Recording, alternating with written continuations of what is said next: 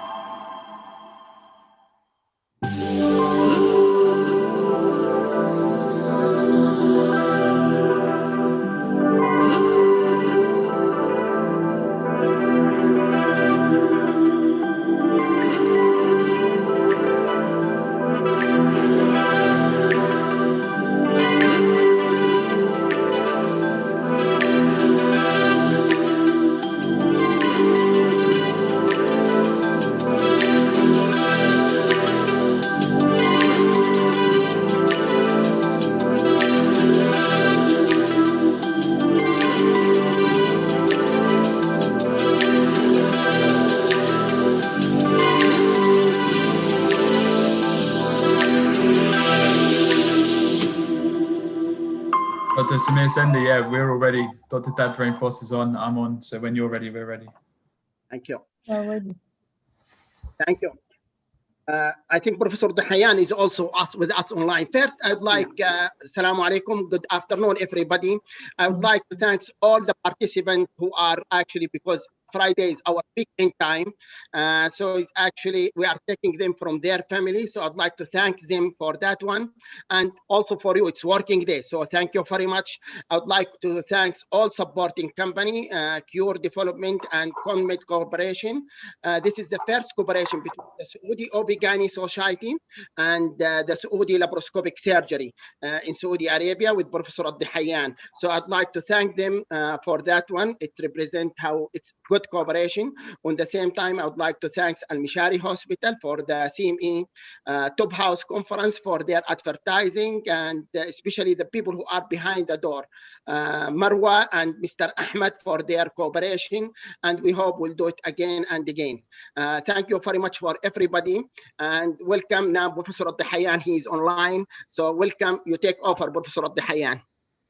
Assalamu alaikum.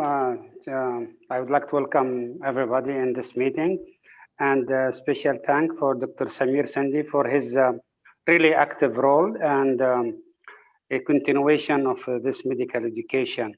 And it's really he touched a very important point in the area of COVID and the exposure of the medical field, the people during OR and especially in emergency.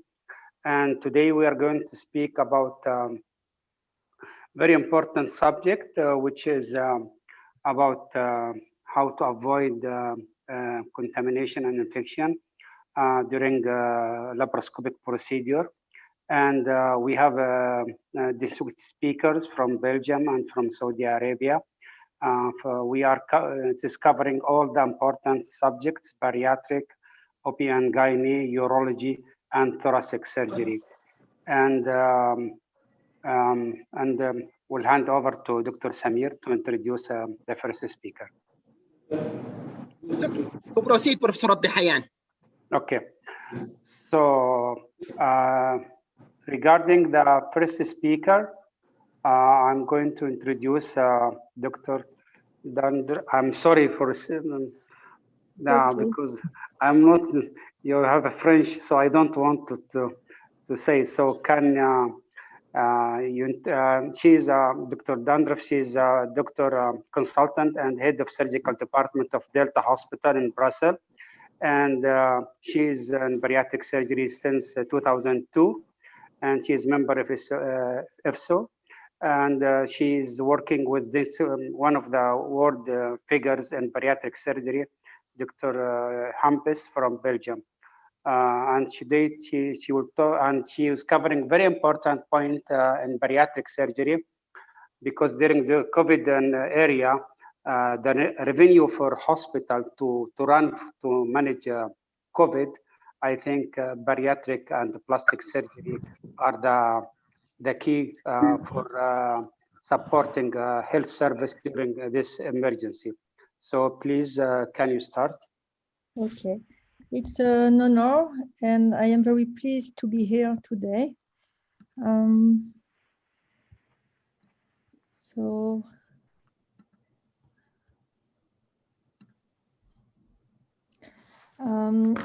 am from Belgium, and as you, we have a very big problem with COVID, of course, and we are in front of the third wave. And I am very pleased to be here today. And I want to share with you our experience in low-impact bariatric surgery. Our objective is, of course, to reduce perioperative stress. The general plan is to speak about the history of our team, but I will have a special focus on our bariatric pathway and what we are doing in the operating room. I have been a surgeon for nearly 20 years now. And at the beginning, and now, of course, I want to be a good surgeon. But if you want to be a good surgeon, you have to know what is a good surgeon. Of course, it's very important to avoid mortality and adverse events, but for me, it's the basis.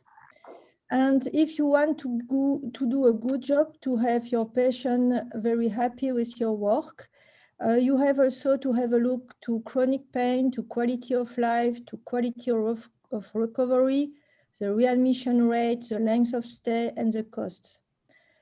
If you want to have all these points, you have to control all the process. And if you can do it, you will have a higher level of satisfaction from the patients and from your team. A big turn in my career was to visit a center in Sweden. At that time, it was possible for us to operate on 2 or 3 patients per day. We had no statistics at all, and we had no notion of the level of complication and the level of satisfaction of our patients. In Sweden, it was possible for them to have 7 or 8 patients per day, and they had statistics and they had very low level of complication. When we went back, we decided to do the same, but at that time it was impossible to find this kind of article. It's later in 17. So we tried to do it, but it was very difficult because our team was very big and it was very difficult to deal with resistance to change. We went to another hospital, it's a private hospital, and it was possible for us to work with a very little team. Everybody wanted to do a good job, and we tried to put in place the best pathway possible for our bariatric patients. It's always in progress. It's not always the same. We didn't did it before, and in the future it will be different. But for now, we have a classical pathway for the patient, and if you have a drawing for the patient, it looks like that. But if you want to go in details, it's of course very more complicated because you can have during the pathway very difficult situation, and everything is very well scheduled to have. It was a very big job to put things everywhere on the pathway. And in 16, when this article was online, we saw that everything was in place in our hospital. So it was easy for us to ask to have this accreditation from the French branch of the ERAS. And it's possible for us to have benchmarking. So it's possible for us to compare our results to other teams.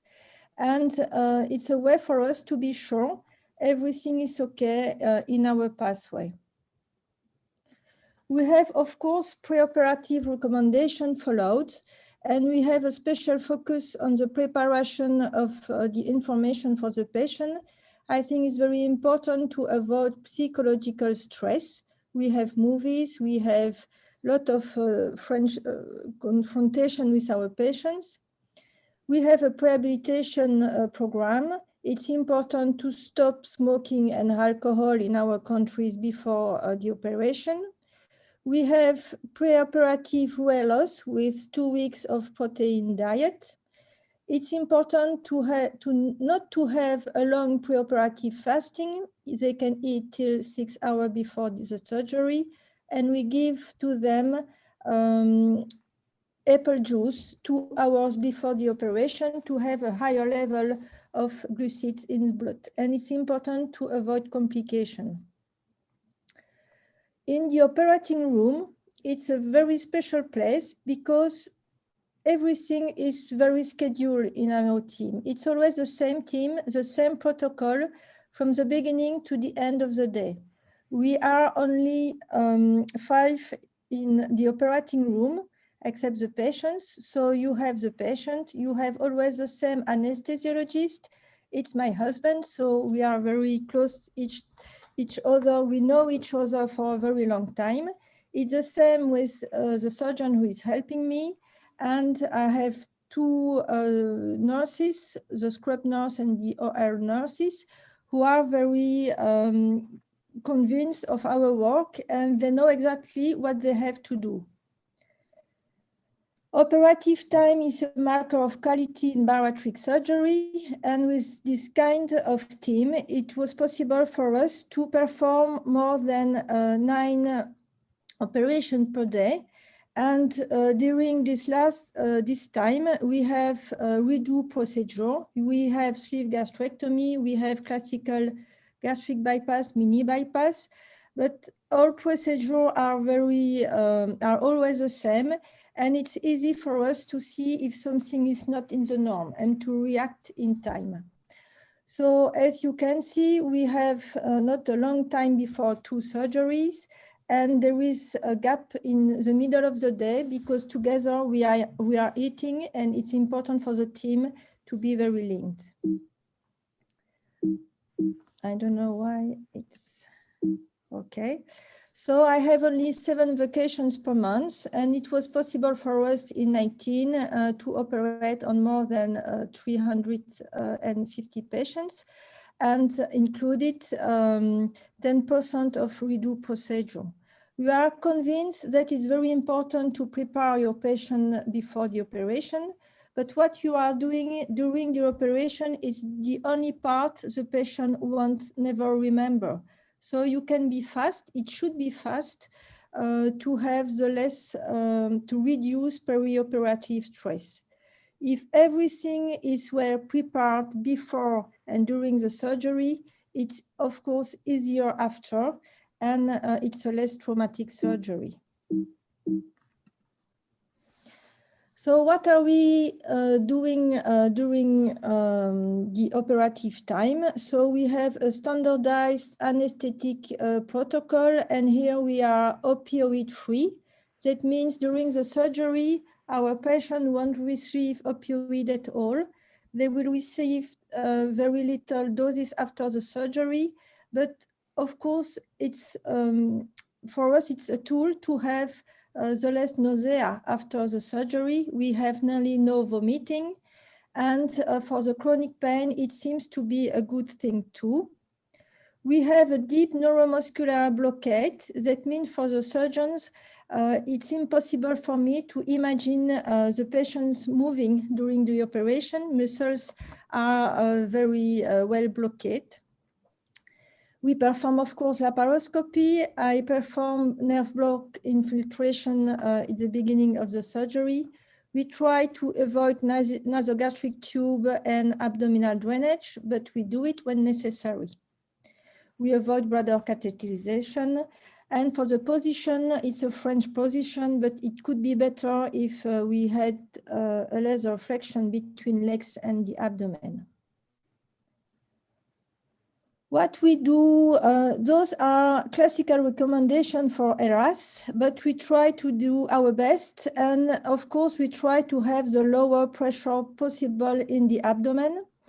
And it was a question for us when we had air seal in the operating room. We wanted to try it, but before, of course, we wanted to know and to have a reflection about the pneumoperitoneum. So now I am going to talk about the low pressure.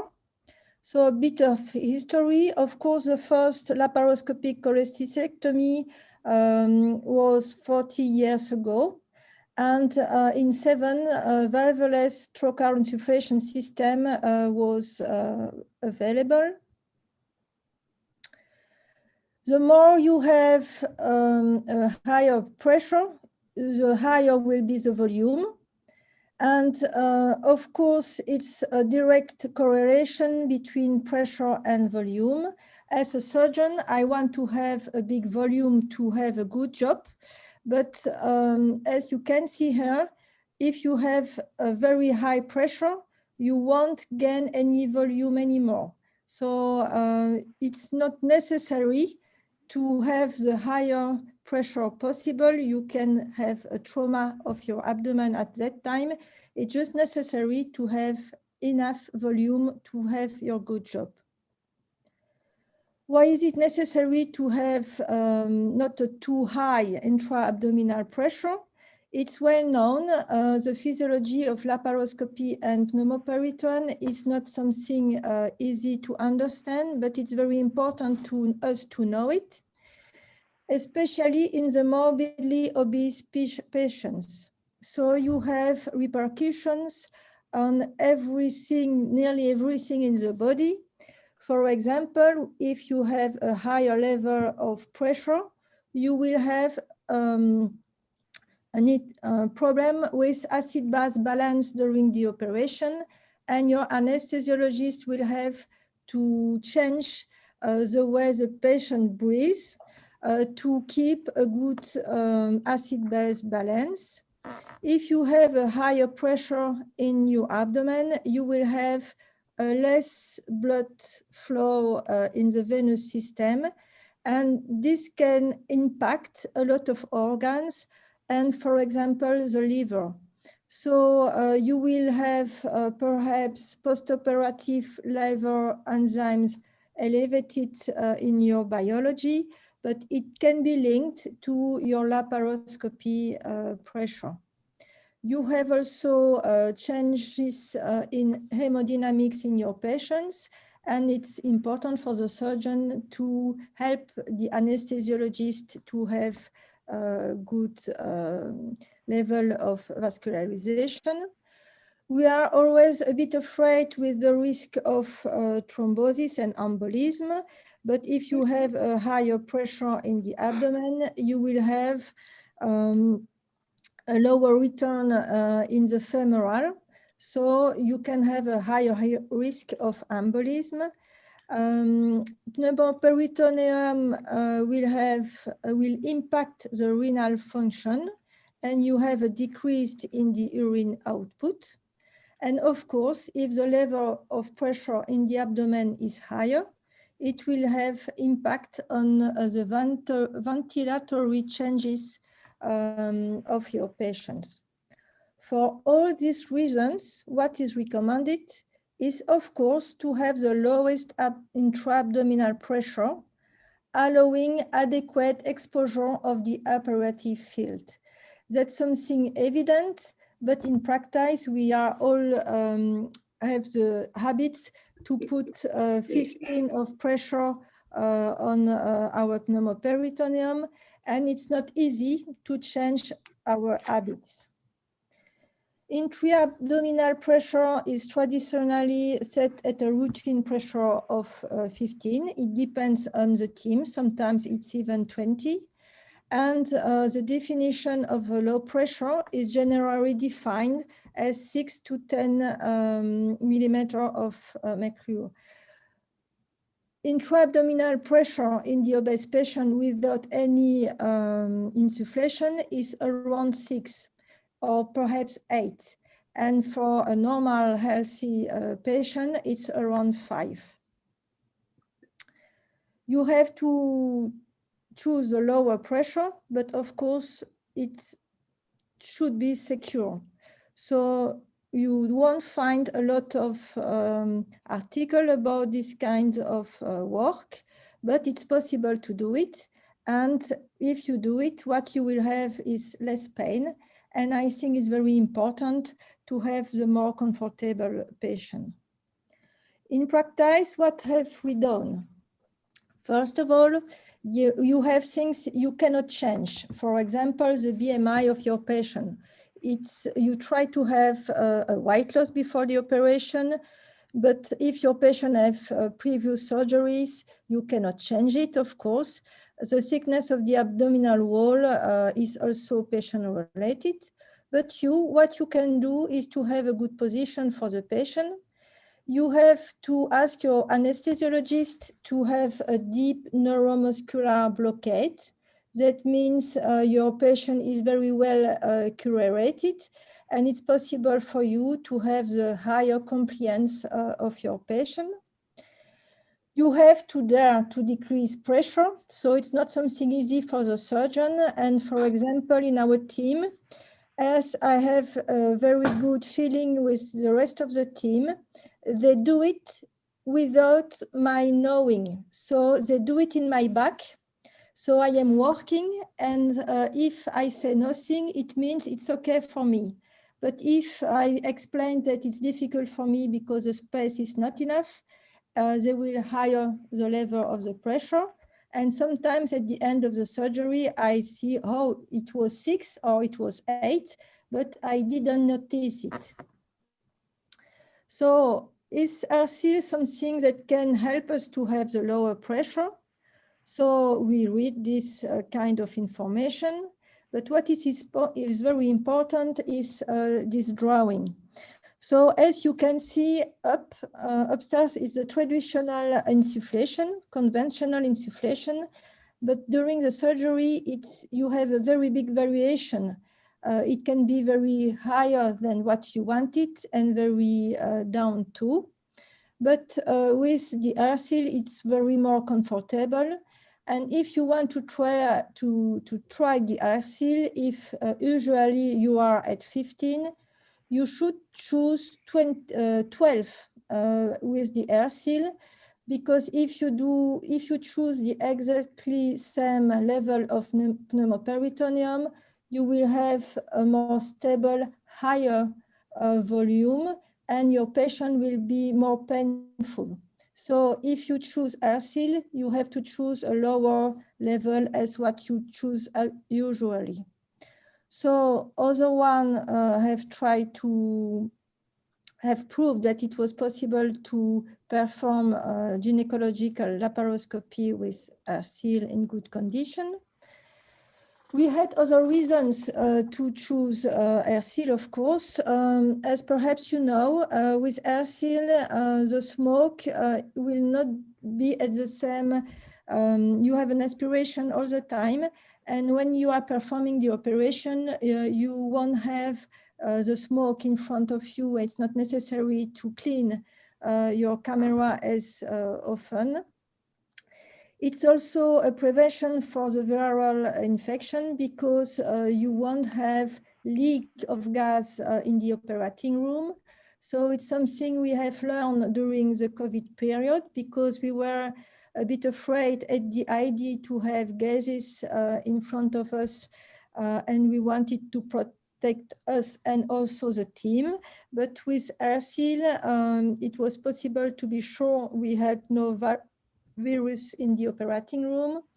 And as you keep also all the time the same pressure in the abdomen, it's, for example, possible to put a drain without losing your pneumoperitoneum.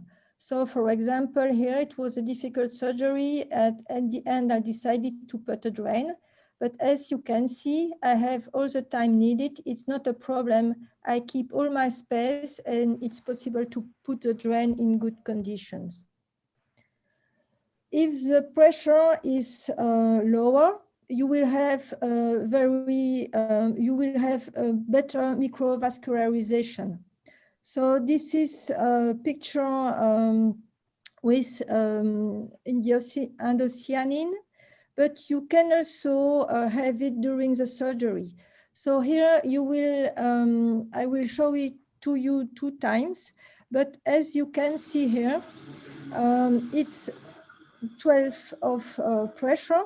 And here, I stop the video, you can see this vessel is nearly empty for a few millimeters. And here you have nearly no blood. So we will put it up, but you don't have the picture with up, but it's going more down. And after that, he's putting the level on 8. And as you can see here, the blood is coming back, and you have more blood just here beside. So it's very interesting because it's very big vessels. So if it's real for the big one, you can imagine it's the same for microvascularization.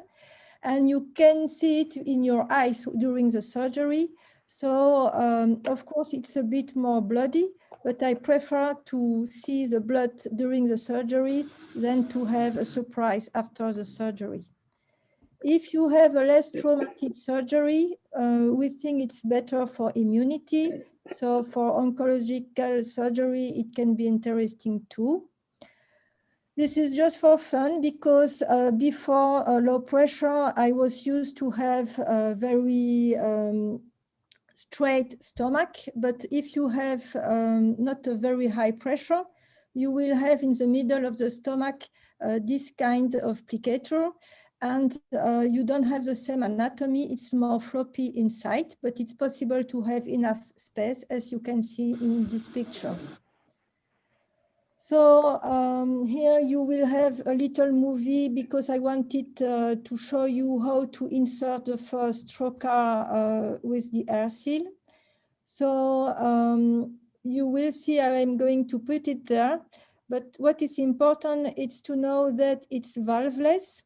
So, and it's bladeless trocar.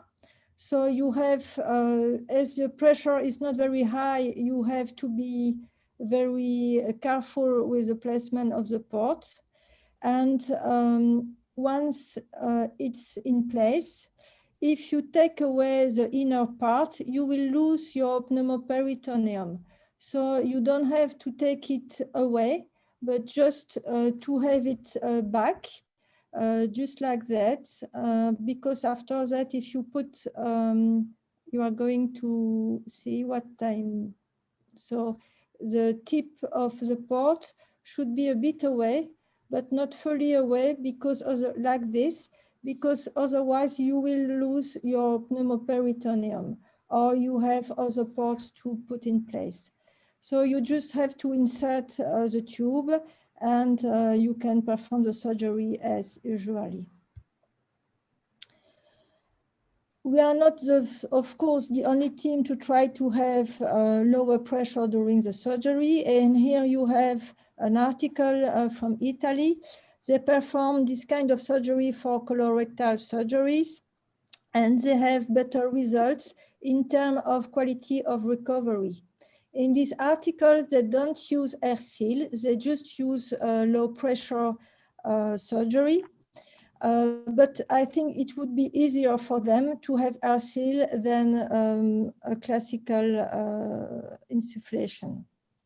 After the operation, we have, of course, also our recommendation followed. We have multimodal post-op anesthesia. That means that we have nearly no opioid after the surgery. It's possible for our patients to have a mobilization the day of the surgery. We have 10 days of thromboprophylaxis with injection. We use oxygens and CPAP if necessary, and they can eat the day of the surgery. So we put things all around the pathway of our patients, and we follow them for life. And doing that, we have tried to avoid chronic pain, to have a better quality of life and quality of the pathway in general, and a lower level of readmission.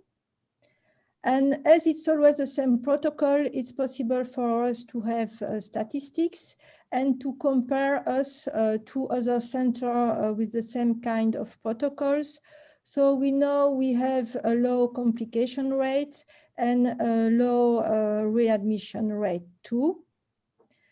And if we ask to our patient how they have felt the last 24 hours, this is a part of the quality of the QRR 40 we do systematically after the surgery. It's a mean to know the quality of recovery. And as you can see, they have nearly no nausea and nearly no vomiting. If we ask them about pain, most of them have no pain at all. And we have a very high level of quality of recovery.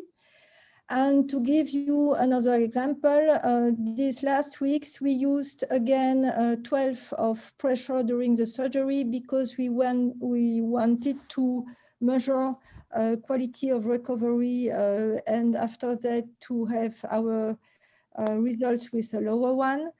And the nurses who is phoning to the patients told us at 12, she didn't know that it was 12. And she told us it was more painful for the patient. So we see the difference in everyday practice. And if we ask our patients if they are pleased with their hospitalization and their pathway, As you can see, most of them are very pleased, and it's something we are very proud of. So we did it with all the team, and if we did it, it's possible to do it everywhere. It's something we try to improve all the time. So it's the reason why I'm very happy today to share with you our experience.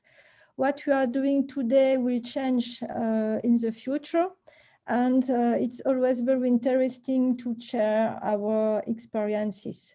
So I think I am on time, and I would like to thank you for your attention.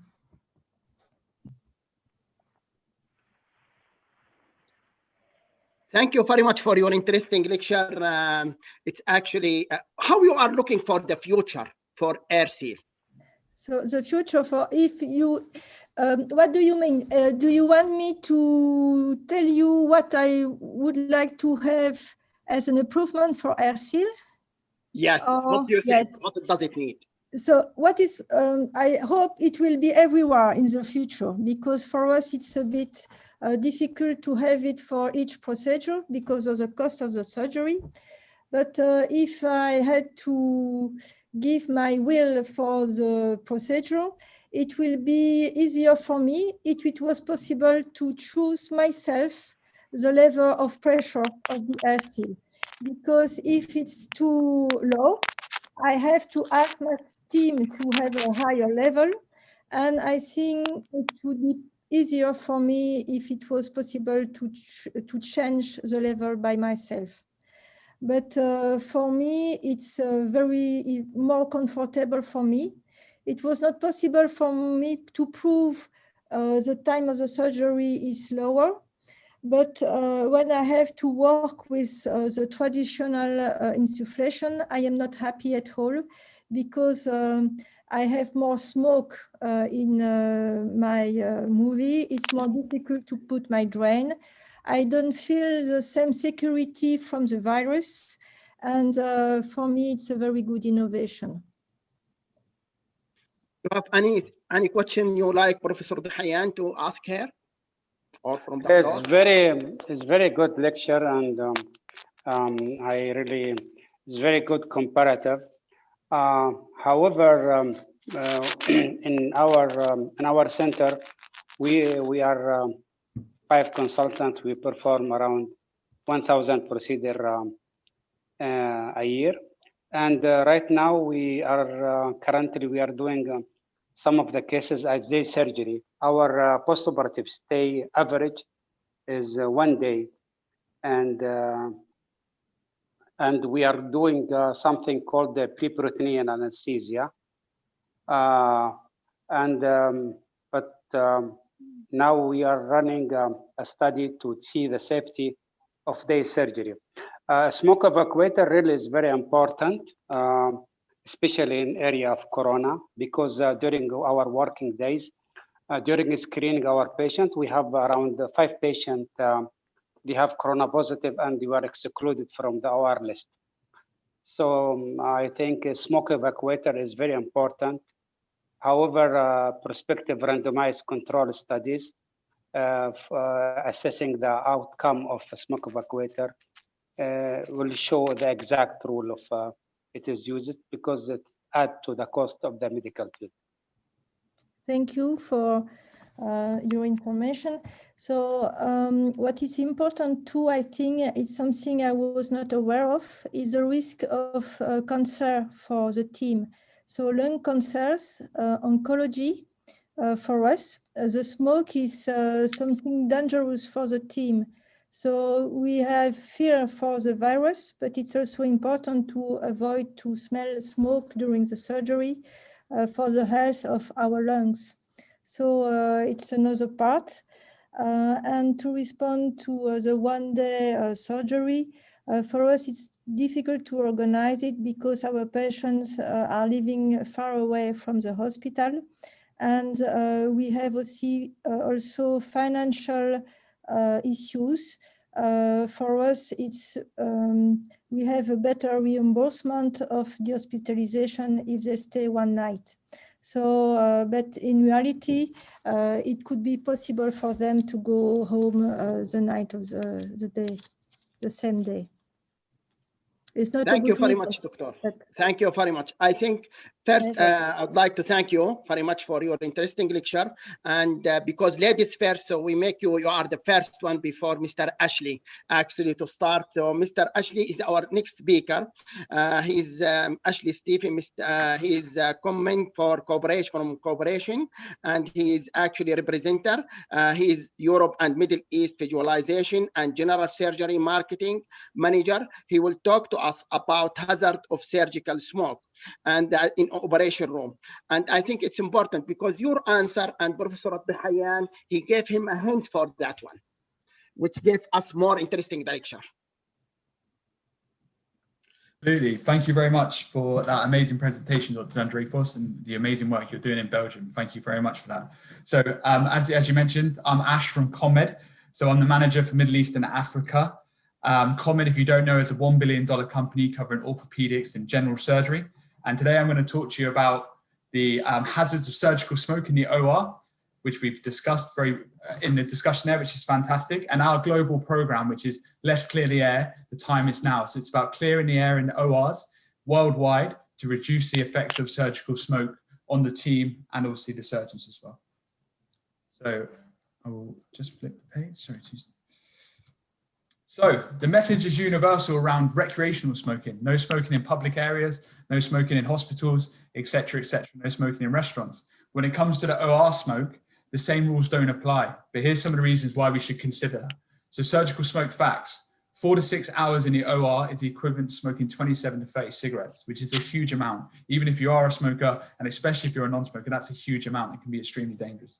1 gram of ESU ablated tissue is the equivalent to smoking 6 cigarettes. Again, we're all ablating much more than a gram of tissue in the OR. So again, that's a huge amount of cigarettes that can combine there. It's a huge number. And then 500,000 healthcare workers in the US are exposed to surgical smoke plume per year, which is an outstanding number.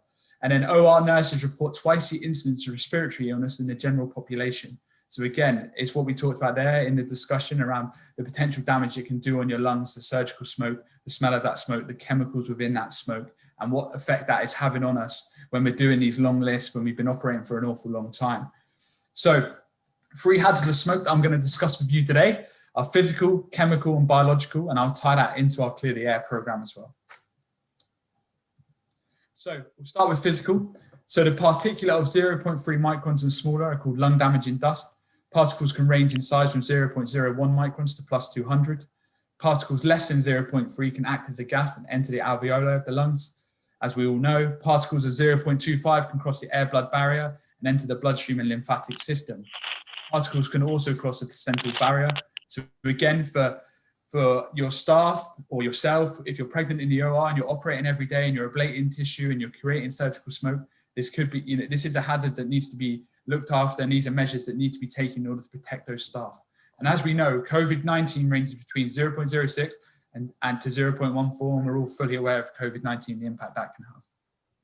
So just on ultrafine particulate matter, again, it acts the same as air pollution and tobacco smoke. So we shouldn't be allowing this in our ORs because, we're trying to reduce our pollution, we're trying to reduce where we smoke, etc., etc.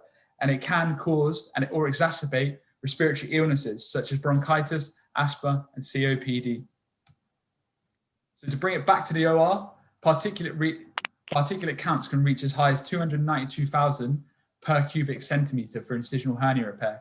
The average tidal volume for adults is 500 cc, meaning that during an incisional hernia, the staff at the surgical field is potentially breathing in 146 million particles per breath.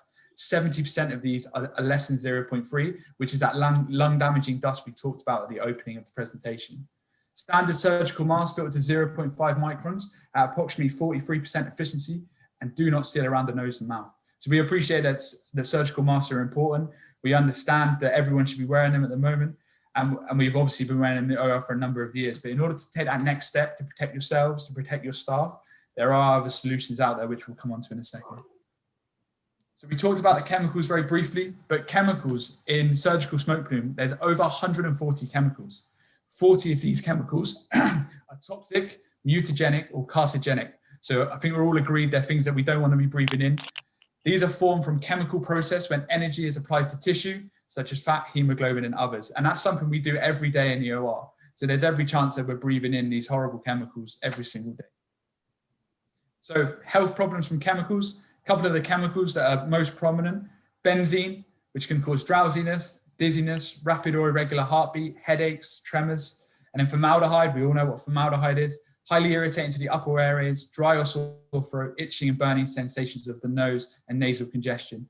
And I'd like to take yourself back of when you first stepped into that OR and you first smelt all that horrible surgical smoke when they were burning on the energy on the tissue.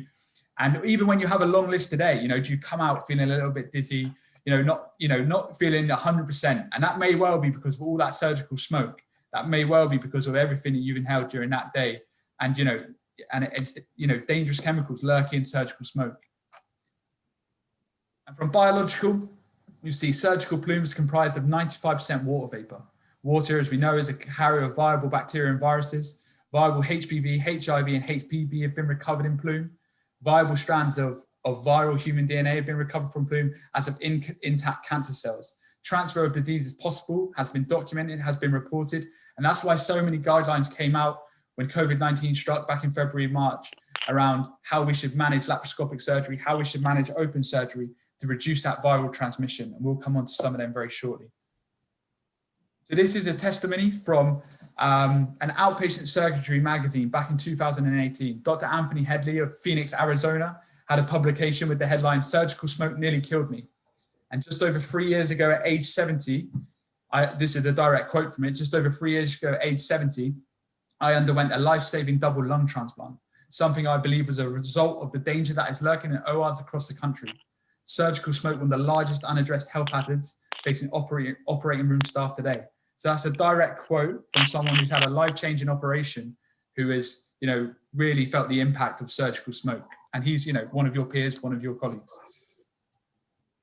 So my question to you is, do you practice universal precautions to reduce viral transmission? I'm sure you do. Have you taken steps to reduce the potential spread of COVID-19? That I'm absolutely positive of in your organizations. But do you use a smoke evacuator on every patient every time?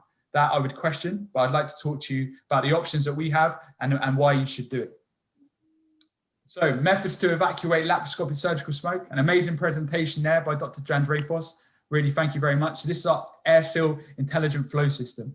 So it's an insufflation with incorporated smoke evacuation and the ability to operate at low pressures. So it has that incorporated smoke evac and the ability to operate at low pressures while maintaining a stable pneumo at all times. It has a ULPA filter, so an ultra low particulate filter, 0.01 micron, which is the lowest one on the market. And it's outlined in SAGES, EROS, and BAUS guidelines as a product that is available and gives the 0.01 micron filtration. We'll come on to more of the guidelines where it's mentioned very shortly. But just to summarize, air-seal is 0.01 micron filtration. And these are some of the most prominent viruses and obviously things that we don't want to be contracting from patients, etc. So we have HIV at 0.12, COVID at 0.06 to 0.14, HPV at 0.05. So I'm sure you can appreciate that filtration is fantastic, best in class, as Dr. Drandreifos alluded to. And then for open surgery, where there's still an awful lot of smoke, we have a 0.1 ULPA filter. So this is our VisiClear product. So this has a range of smoke pencils for multiple specialties. Again, it's been outlined in guidelines. And the nice thing about this is the filter containment. So when the smoke goes in, it's contained and then can be disposed of safely, as opposed to a suction bucket or something like that, where someone has to dispose of that, open it, it can potentially go back out to the atmosphere. It's very quiet and has great suction. So that's our VisiClear product. Like I say, we've got, for ConMed, we've got the laparoscopic with the air seal, and then we've got the VisiClear for the open surgery. So we cover both bases, and it's important that we take those steps to protect the staff and reduce the risk of viral transmission, especially at this time. So COVID-19 recommendations. So the COVID-19 recommendations we're pouring in, particularly at kind of the midpoint of the year. So we'll touch on a few of them and where we've been recommending and where we've been outlined. So we'll start with the SAGES. So the SAGES and the EAS recommendations regarding surgical response to COVID-19 crisis. This came out on the 30th of March of last year. So it kicks off with filtration. Filtration may be an effective means of protection from the release of virus, during minimally invasive surgery and endoscopy. So again, it highlights how filtration can be an effective means of protection from COVID-19. Practical measures for laparoscopy. Incision for ports should be as small as possible to allow for the passage of ports, but not allow for leakage around the ports. This is to insinuate you don't want any CO2 that's come into contact with the patient to then be let out into the atmosphere of the OR. And to further support that point, CO2 insufflation should be kept to a minimum, and ultrafiltration, smoke evacuation system or filtration should be used if available. So again, that CO2 insufflation pressure should be kept to a minimum, because if there's higher pressure, there's more chance of CO2 escaping from any crevice. So it's to keep it as low as possible, to keep everything contained, to make sure we're operating as safely as possible during COVID-19, but also for you and your staff. All pneumoperitoneum should be safely evacuated via a filtration system before closure, trocar removal, specimen extraction or conversion to open. Again, we don't want anything that's been in contact with the patient and can potentially be contaminated coming out into the OR at the end of a case, etc. Again, these are direct quotes, direct words from the SAGES and EAS recommendations. And to support that, we were outlined ConMed as a company, and then we had AirSeal and the Buffalo, which is our VisiClear range, was outlined as products that are available for the filtration required. So we've got the ULPA filters, and we cover both open and laparoscopic surgery. So that was great. And then these are some of the other guidelines that we've been mentioning, we've been outlined, and in some instances recommended by name. So we've got SAGES, EAS, we've got EROS for robotic urology surgery, we've got BAUS, the British Association of Urological Surgeons, and many others as well. So yeah, you know, we've done a lot of hard work, and you know, AirSeal and VisiClear have been mentioned there several times across those guidelines. So my question, why should we go smoke-free together? Because we have all the supporting information around the hazards of smoke and how dangerous surgical smoke can be. We have multiple guidelines with regards to SAGES, EROS, ALS, GBI, BAUS, AON, etc., outlining smoke evacuation solutions and why we should do it. And then we want to reduce the risk. Most importantly, we want to reduce the risk of viral transmission for you and your staff. So we look forward to clearing the air with you and your teams in the near future.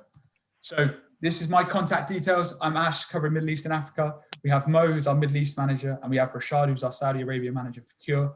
And we look forward to clearing the air with you. Please direct any questions or any inquiries to us. We look forward to working with you.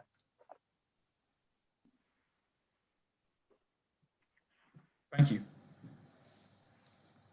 Thank you very much for your interesting lecture. Just I have one question. What about the viruses and other who are transmitted through the blood, not through the air, the gas or so on? Because I saw one of your studies saying like which are some of the viruses which are transmitted by blood or sexual intercourse. Sure. So HPV and HIV, yeah, they've been found in smoke because of the water vapor in surgical smoke. It's been passed that way. So it's been tested, and HIV and HPV have been found in there. Okay. Thank you.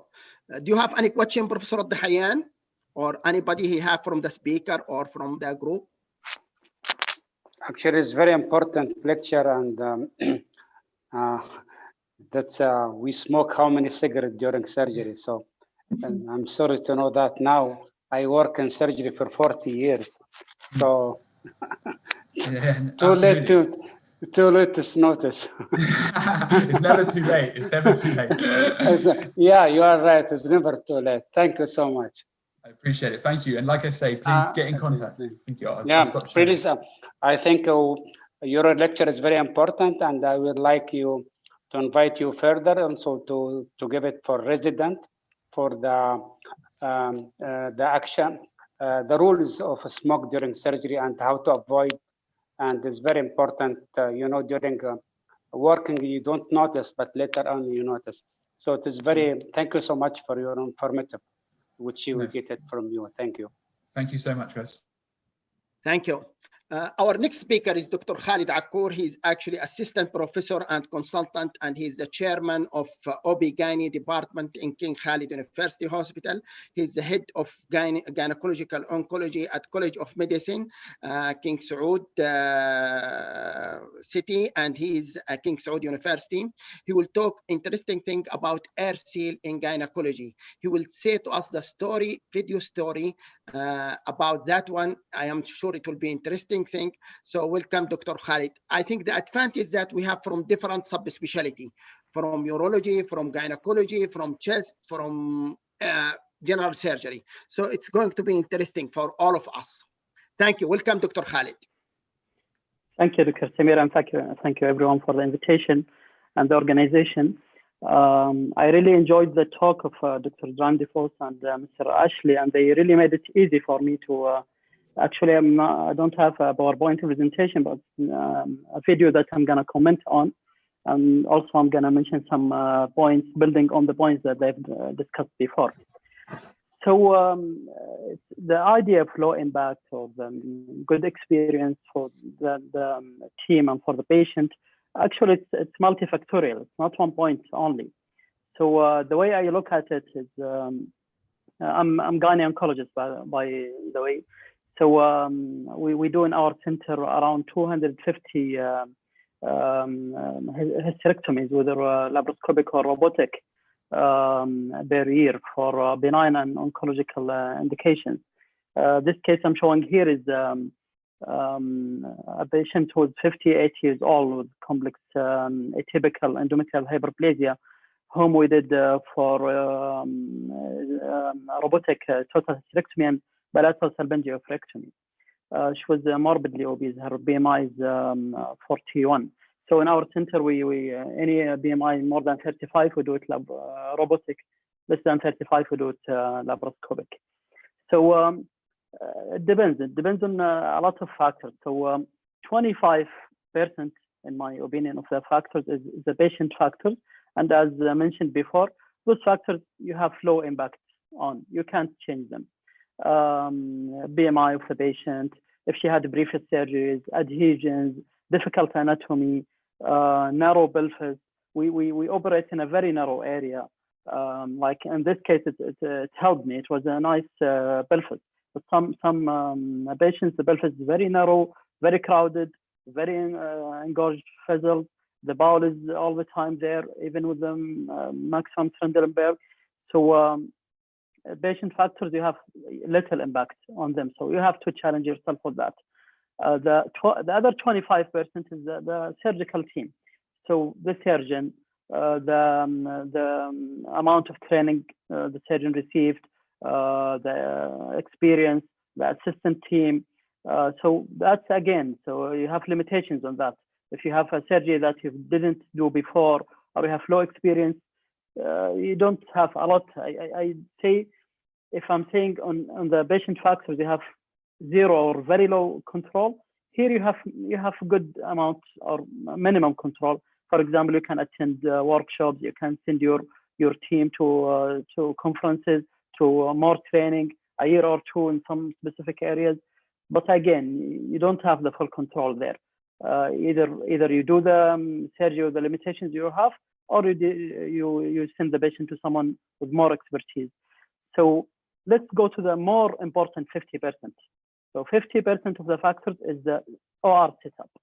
So the OR setup, I'm talking about preparation before the OR, selecting the right patient, selecting the right device, robotic versus laparoscopic, booking the patient at the right time. Maybe if they tell me, oh, the robot is not available next week, so I'll book the patient the week after.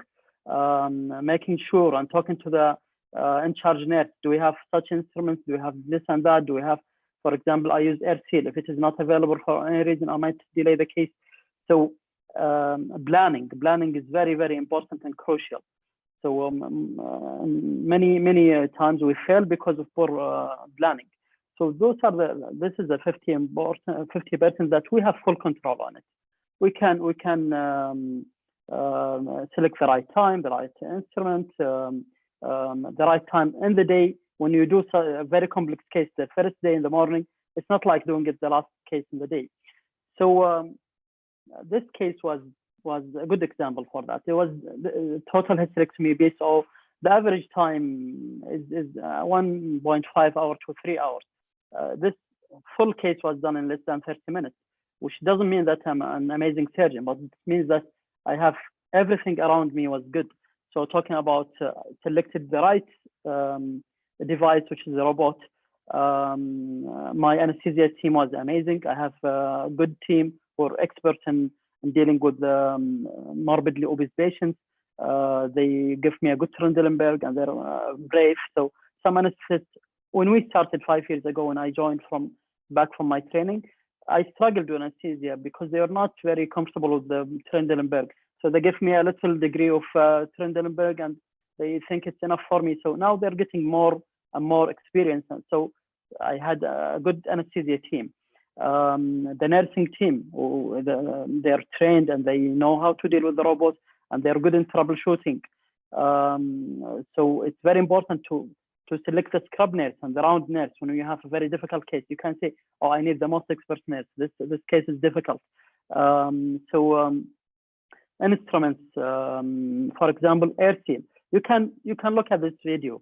The visualization is very, very clear because the smoke is immediately evacuated, and I have very stable pressure, and this is all what I need in doing such cases. I need a stable pressure.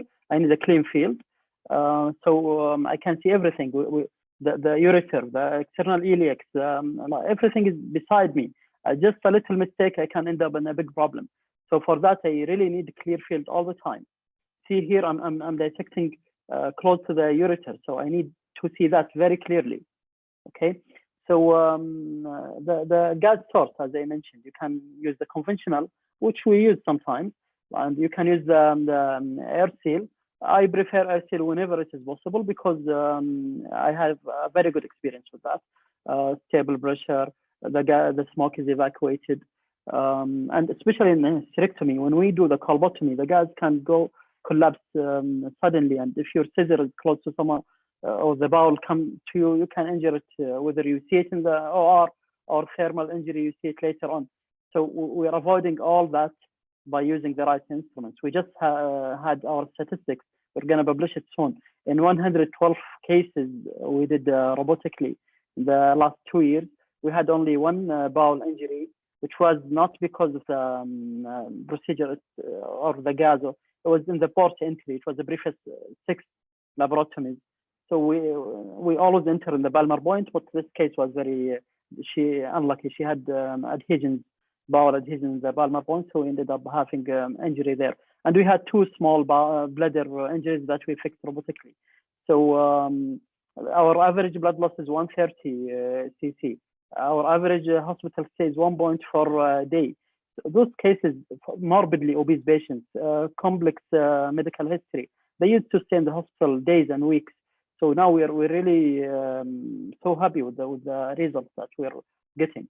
It's because our setup is good and we're gaining experience and we're changing it ourselves and we're modifying our techniques. So trocars in morbidly obese patients,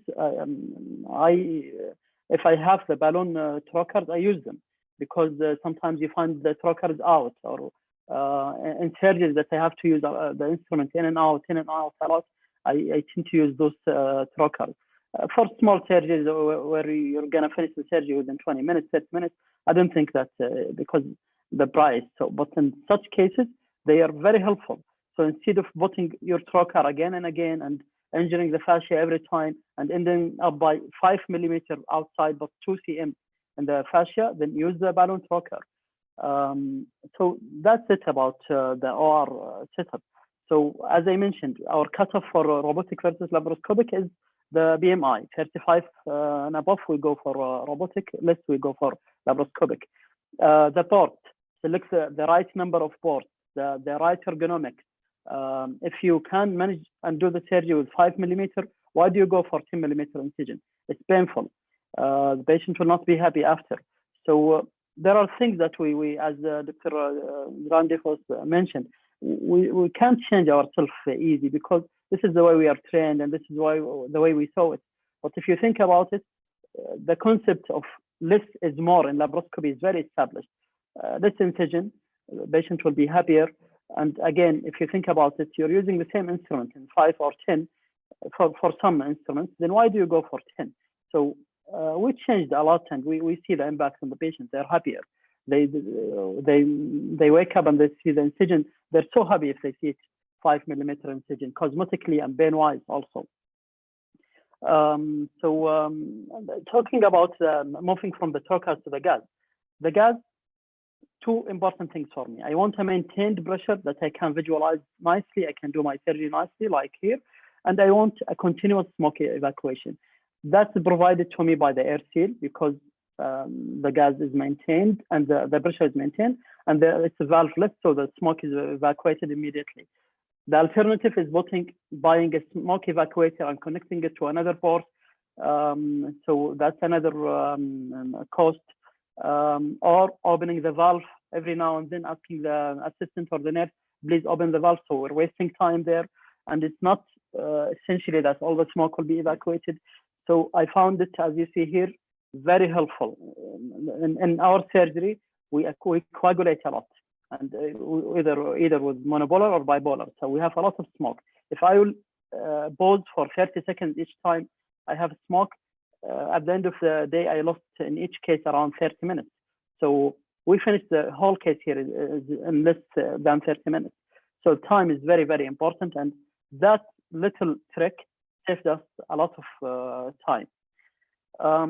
Talking about low pressure versus standard pressure, this concept is not well established in gynecology yet, but I agree with the concept. As I mentioned before, less is more. If I can, the normal intraperitoneal pressure is less than 10. So if we can mimic the physiology and go with the low pressure, that's amazing. On all kind, not only in bench score afterwards, but even in the cardiopulmonary status and a lot of the early discharge. So I think I agree with the concept, although I operate with a pressure around 12, because pelvis is a bit different from upper abdomen. We need to see it's very crowded. It's very. I don't want to risk the patient by using lower pressure, then end up by injuring an important vessel or bowel. So it depends on the patient. It depends on the case. Some cases you can do it in 8 millimeter mercury. Some cases your pressure is 15 and it's still struggling. It depends on the bowel. Are they coming in your way or no? It depends on the patient. Is the patient tolerating the Trendelenburg position or no? Sometimes the moment you start for 5-10 minutes and the anesthesia will tell you, oh, the airway pressure is very high, I have to change the position. Then you'll find yourself operating in a patient in a 0 position. So in that case, you need a good pressure. You can't operate with 8 or 7 millimeter. So I agree with the concept, but it depends on the case. And I think whenever you can operate with a lower pressure, why not? Go ahead. It's helpful for the patient, for anesthesia, and then the outcome will be better. But as I mentioned, the evidence is accumulating. There is no guidelines in gynecology, so at the moment regarding that, but it makes a lot of sense to operate with less pressure, and I'm sure one day we'll have clear guidelines based on randomized trial. But the systematic review done in 2016 in more than 2,000 patients, the only difference noticed was non-significant less pain on those who had less pressure, where on the other hand, the visualization was poor on those patients. So visualization is very important in pelvic surgeries. So as I mentioned, less is more. The last thing I want to talk about is bleeding. Don't allow blood in the peritoneal cavity. If you can aspirate every single drop, please do it. If you think that the field is wet, put a drain. You lose nothing. You take it the next morning. But leaving those, the blood is very irritant to the diaphragm. When the patient lies down, when she sleeps, this blood will go up and will irritate. Then you'll find her in severe pain, shoulder pain. And because of 200, 300 cc, you didn't evacuate at the end of the surgery. So do your best to evacuate the blood, to put a drain if necessary, because at the end of the day, we want it to be a good experience for the patient and for the surgeon. For the surgeon, if you manage to have all your precautions, all your instruments, all your setup, then you'll enjoy the surgery. Like this case, I really enjoyed it. For the patient, if they wake up with less pain, less incisions, they're able to eat, to walk, to go the same night or next day. What an experience! This is a real modern medicine. It's all about that. So my talk finished here, and I'll comment more on the videos now, and I'm happy to hear from you any questions and any comments. So for example, here, I'm showing you now the left uterine artery. We coagulate a lot around the uterine artery. They are big fizzles. And look at the smoke now. It's immediately evacuated. So I can see clearly that moment of surgery. I'll move to bladder. We saw the bladder dissection, but I'll show you a very important. Now we're working in the posterior compartment, and we're starting the colpotomy. So look here. This in the conventional laparoscopy, it takes a lot of time to do this. And this moment, your gas will drop immediately if you don't have good gas system and not having a good manipulator. The manipulator, I use this manipulator, but I used many. The rule for me, try many and use one, because you need to have one that you're using all the time, so you can know all the troubleshooting around it. Because most of the time when you have a problem with the hysterectomy, you have it at this tip. Either the gas collapse or there is a leak. So you want to know all the troubleshooting around your instrument, so you can fix it and you can know, oh, maybe because of that problem. We had this last case, so let's do this. But if every time you're using a different manipulator, then every time you'll have a lot of problems and you will not be focused and concentrated in one instrument only. So use many and try. I'm comfortable with this, but maybe someone else is comfortable with some other manipulators. There is nothing wrong with using any manipulator, but try to use one and get experience around it. That's it about the manipulator. And this step, the suturing and the colpotomy is, and hysterectomy is like the most difficult. But look how it's an easy step with the robotic. The field is clear.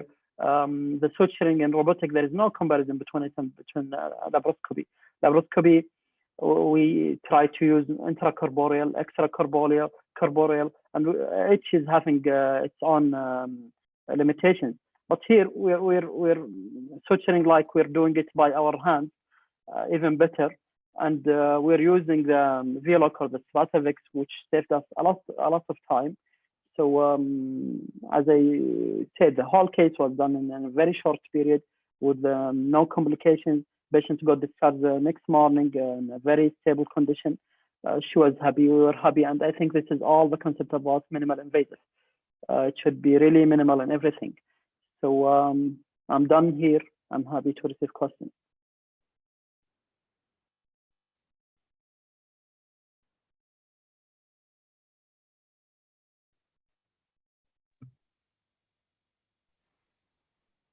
Yes, Professor Dahayan. Yeah, very good.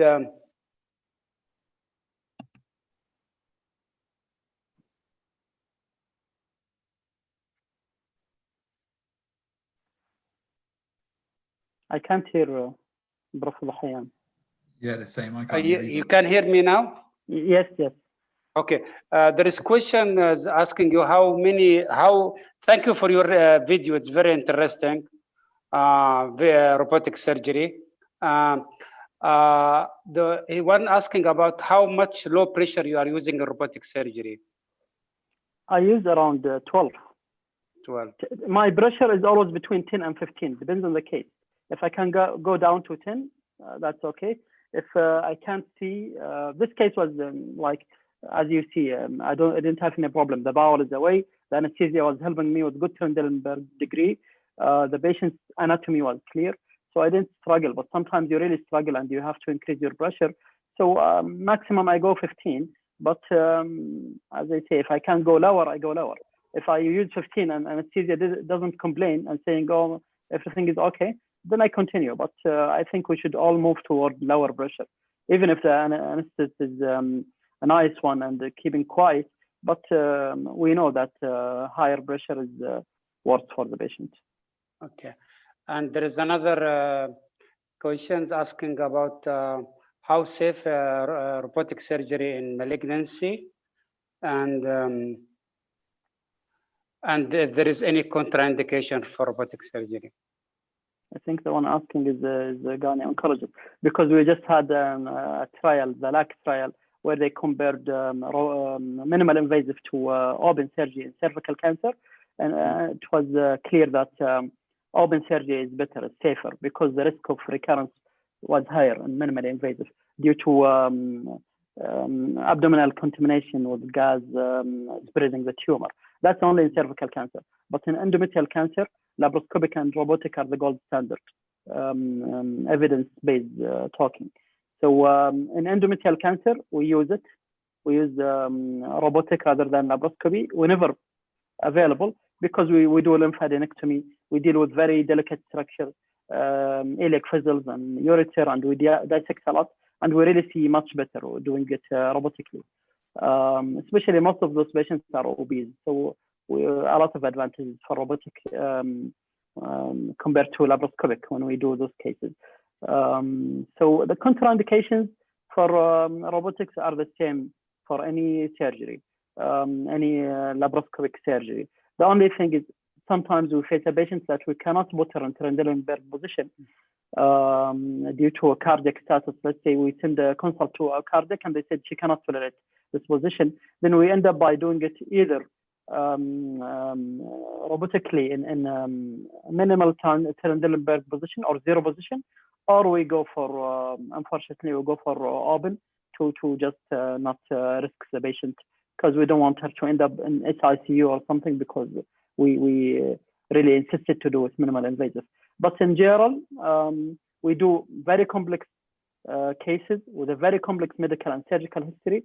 15% to 20% of our patients, they had multiple surgeries, multiple cesareans, midline laparotomy for any indication, and we still do it, because in our center, we always go enter with the first trocar, we go palmar. So if we go there, even if we have a lot of adhesions, we take them one by one before we put our robotic trocar. So we do complete adhesiolysis and we carry on. And so we developed a good experience with the adhesiolysis, with multiple previous surgeries. When we started, when I was in my training in Canada, we used, our limit is 2 cesarean. More than 2 cesarean, we don't do robotic, we do it open. In my center now, we do up to 5 cesarean. We do, because in our culture, the cesareans are a lot and the deliveries are a lot. So we do briefly 5 cesareans, briefly 6 laparotomies. So we're learning and we're gaining more confidence with time. So my concept, and this is a message to everyone: if you review yourself and think about yourself, if you don't find yourself improved and changed and modified within the last 5 years, today you are the same 5 years ago, then there is something wrong. If you're a good surgeon, you have to keep learning, keep modifying, keep changing, keep trying new instruments. That will add a lot to you and to the patient. Thank you so much. Any more questions? I have a question. I don't know if you hear me or not. Yes, Saleh. Thank you. Khalid, great presentation. Just a question. I see in your in the video that you're using the bipolar a lot. If you use the energy device, I know there is an issue with availability, but do you think that will help you with the smoking? It will make it a bit less. You mean like using ligature? The robotic or laparoscopic, you can add it also. It's the same. Even if we use it, we always have smoke. But I don't have a problem with that, because as you saw, the air seal, it's immediately evacuated.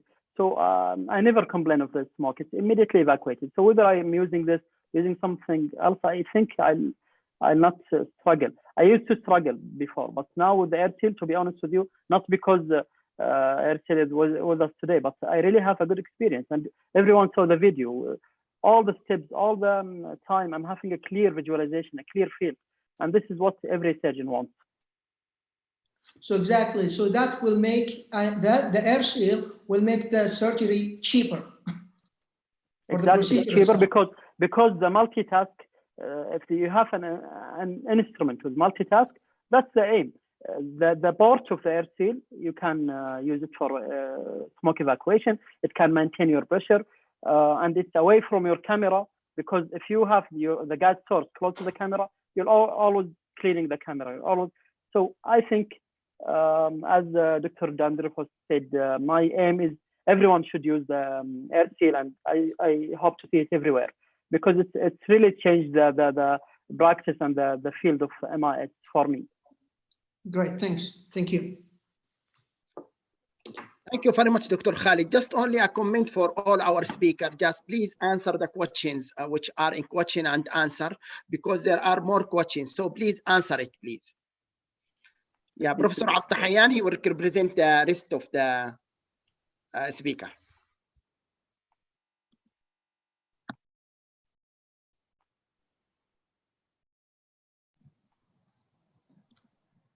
You're on mute, Doctor.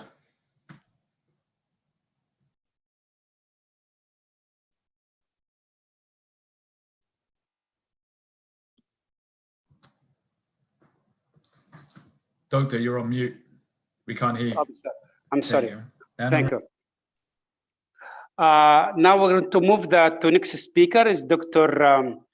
Khalid, Dr. Maher Al-Muazzin. He is consultant urologist at King Fahd Medical City and is associate professor. And he's going to talk about using air seal in and laparoscopic and urological surgery. Dr. Urologists, they have tighter space than gynecologists, but they are more, maybe they need to have more talent. So Dr. Maher, please take over.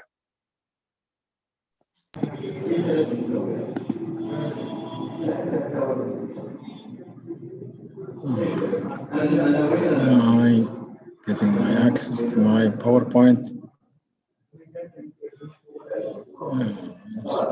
Yes, this is on. Okay, is it clear now? So probably I'll go here. Okay. Yeah, it's clear. Yeah, thank you very much for the nice presentation. And just a brief, I'm leading the robotic surgery for Minister of Health as a director for the last 2 years now. I'm by default minimal invasive surgeon, urologist, and robotic. We started the robot surgery in my center in 2008, and since then we've been running. I've done more than 400 cases of robotic surgery, different type, and in combination with our colleagues from gynae side. So I'm gonna just give a quick brief before I start and indulge you in more evidence-based and different procedures and the advantages, disadvantages of the air seal and the different technique and procedures.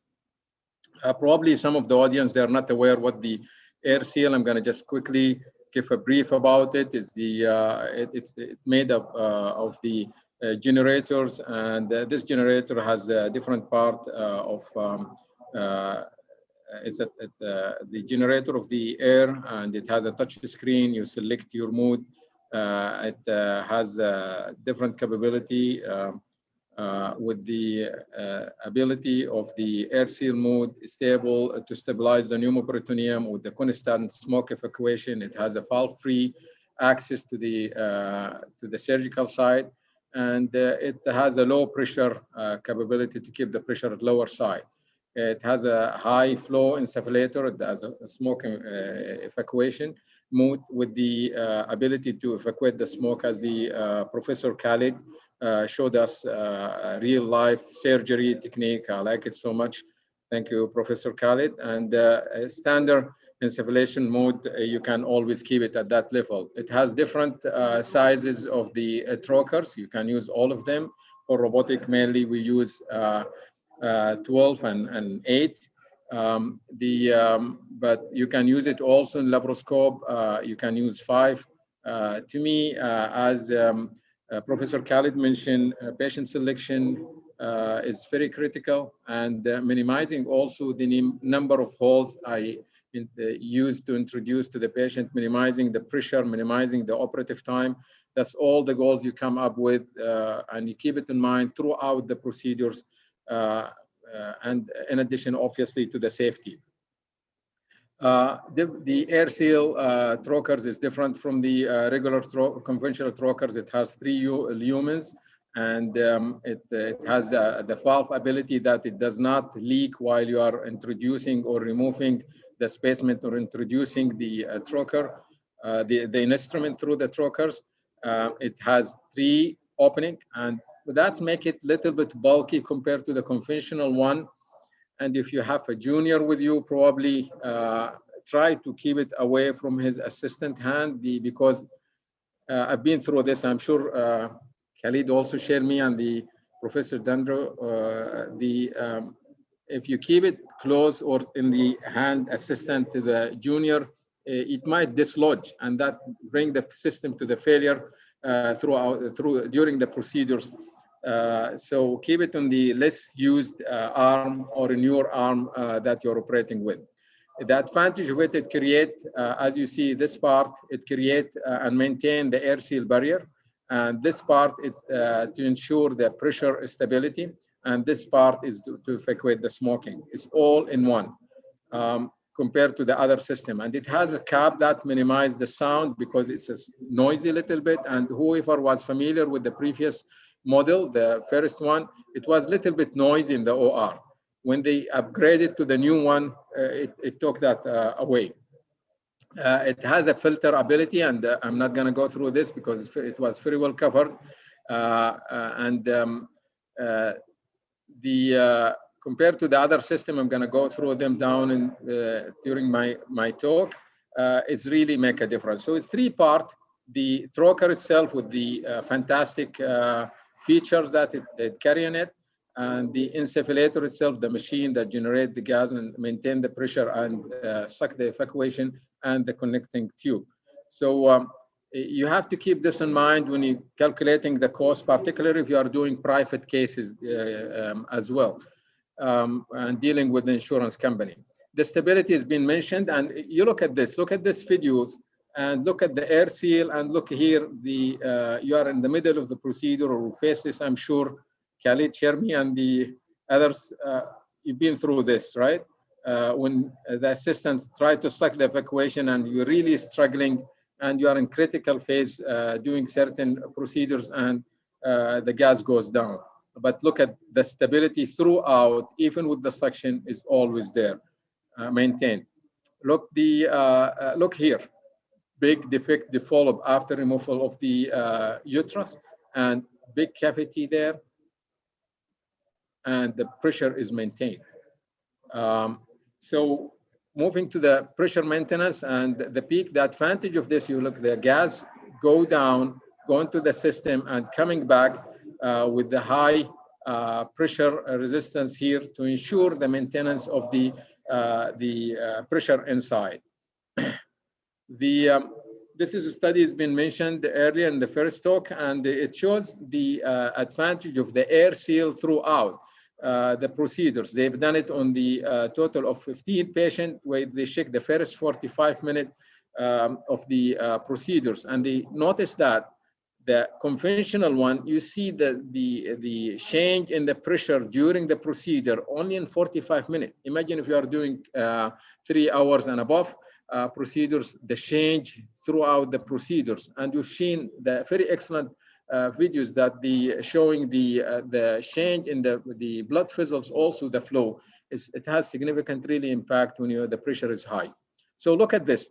A stable pressure throughout the 45 minutes, and look at the pressure through that period of time. The smoke evacuation, look at this. Obviously, it's been shown in the previous video, but look at the conventional, and you have to pull the camera each now and then and take the camera out and clean it. That's all time, and time is money, as we all know. And look at the stability here.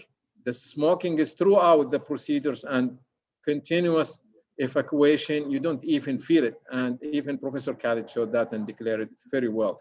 Particularly in the working in the pelvis, we dealing with the fistulas, prostatectomy. You do retrieval, lymph node dissection, as well as the anastomotic constructive part, you need really maintenance of the pressure with less smoke. So what do you have alternative evacuation system? There are a few alternative evacuation systems like Cooper surgical laparoscopic evacuation, where you attach it to the system that you are operating with. It has a special tube you pass your instrument through, and with the special connection to the filter, it has 3 filters as you see here, and with the tube system. Once you generate the smoke with your electric generator, the smoke goes through the trokers, and then from the tube and through the filter and to the air. And the talk of Professor Ashley shows that the smoke, how dangerous it is, and this smoke now it's in the room, so everyone will be smoking it. So again, it helps in relieving the smoke, but if you are using extensive energy source, it does not help very much. And they claim that maintain the clear field. It does it to some extent. It traps the aerosol pathogen, but compared to the air seal, no difference, because it goes really to the very small particles of micro, as you saw it. And no staff involvement, definitely, but it's in the room. Evacuating, it's in the room, free. The other Covidian, the Valley Lab, they made another system that's adjustable evacuator. You just simply install to the evacuation, and this one you can adjust the smoke evacuation manually. The problem of this is a little bit bulky. It's in the field of the assistant, and again, it does not do the same as the continuity of the smoke evacuation, like the air seal 3-in-1. The low pressure, it's been there, and it's good to enlighten you about the idea of the 15mm mercury. And I've seen it in the textbook. I'm sure all have been through this. The idea of 15mm mercury. It's even in the guideline. The European Association Endoscopic Surgery recommended 15mm mercury. The SAGES also recommend that. But to be frank with you, there is no solid evidence base for this. And the American Society also commented on it. But when you look at the evidence based and you look at the impact of the physiology, why not 10? Why not 12? Barry and Bill, they look and they've done the first lab in the using in US, and they use the pressure of 15, and it's been since then utilized 15 as the number to consider. But nobody yet can give the exact answer. And look at here, the pressure changes, the stability of neopoperitoneum when you are using the pressure of 10mm mercury. 85 of the abdominal expansion capacity is reached at the 10mm mercury. And this, again, the stability throughout this procedures is maintained with the low pressure, less impact on the vascularity of the surrounding structures, and less impact physiologically. So why use low pressure? It definitely has less impact on the end-tidal volume, so and increase the tidal, total tidal volume. The post-operatively, and I will show it with the evidence base, it reduced the incidence and severity of the shoulder pain, less pain medication, obviously, less hospital stay, and less inflammatory and process after the minimal invasive procedure, and less insufflation complication. And this has been proved by the meta-analysis. They look at the studies by Hugh group, and they reviews a total of 22 randomized clinical trials of more than 1,200 patients. And they look at the low pressure lab quality, and the point they look at the shoulder pain, it was definitely lower, and the medication used for the pain was less, and the length of hospital stay was less as well. So why then most surgeons don't use it? Well, interoperatively poor exposure, as Professor Khalid said, because working under low pressure, it definitely might has an impact on your vision and approaching or reaching to the target organ of operation. Extended, definitely with this, you will extend the procedure time and frequent need for increasing intra-abdominal pressure, inability to suction without pneumoperitoneum, and you are already on the low pressure, and obviously more feasibility. So more evidence coming up with using 8 millimeter and some studies using 7 millimeters, and they all different procedures, including lab cholecystectomy, robotic assisted prostatectomy at the a total of 53 patients, and the subtotal hysterectomy and the other benign gynecological procedures. They all shows different perspective. They repeat that the pain is less and the hospital stay is less. It's safer, you can operate, and none of them commented on the blood loss, but they all sharing the pain is less and the hospital stay is less, and the physiological impact definitely is less. More evidence-based and the time on the time consumption by working under low pressure, and they all duplicate and confirm and rehearse. Kafusi, Needleman, Winhofer, Anino, they all confirm and rehearse the point of reducing the time, reduce the blood loss, and reducing the hospital stay. So how about robot and published evidence? Again, Winhofer confirmed the operative time was less with the air seal, and Anino, look at the, back to this going too fast, Anino look at the different perspective in partial nephrectomy, which is really time consuming and bloody procedures.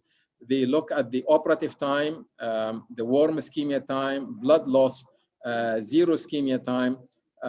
They all were, apart from the blood loss, they were all statistically significant difference in the favor of air seal procedure. The surgical margin was equal in both. It's not statistically significant. The BASA, they look at the length of stay, BASA group of a total of 600 patients, and with the robotic assisted lab partial, and the length of stay in the hospital was in the favor of the operating with the air seal at the low pressure. Complication rate is less, ER revisit is less, and readmission rate definitely was less in the air seal group. Motri, again, he looked at this and use it, and the air seal, again, procedure patient with the 45 Trendelenburg position, they found minimal impact on hemodynamic and respiratory parameters, even keeping on same anesthesia, where the anesthetists were blinded for this. Roloff group more than robotic radical prostatectomy, and they noticed that the length of stay and post-operative ileus was less. We all know that the more CO2 in there, the more pressure, definitely make the patient prolonged ileus. And guess what? Most of those patients are elderly, and they're going for radical P. And the ileus, they are more prone to develop ileus. So you need to minimize the operative time, and you need to minimize also the gas in there, the pressure of the gas in there. Shaheta duplicate the same, and the post-operative complication was less nausea, less pain intensity, and the intensity in you look at the intensity 0 to 6 hours after the surgery and 12 to 8 hours. And it was more in the favor of the air seal, and they were all statistically significant. Lee duplicated the same, and the operative time was less. Robotic partial nephrectomy by the Filippo group, it was the first done in the early 2007, and they found the following: that the preliminary outcome in terms of overall operative time, warm ischemia time, and case performed zero ischemia time for partial robotic using air seal was in the favor of the air seal. So by default, the air seal technology reduced the operative time by 15%, and also it has less physiological impact on the patient, and it allow the smooth post-operative experience. So the summary of our research, or the evidence based, that the smoke evacuation decrease the procedure time with using the air seal, and the stability of the low pressure and less complication post-operatively reduce the post-operative pain and blood loss, and post-operative ileus, nausea, and its requirement for anesthesia, shoulder pain, and the hospital stay, all in the favor of the air seal cases. Is it applicable in different surgical procedures? Definitely, we've all seen that.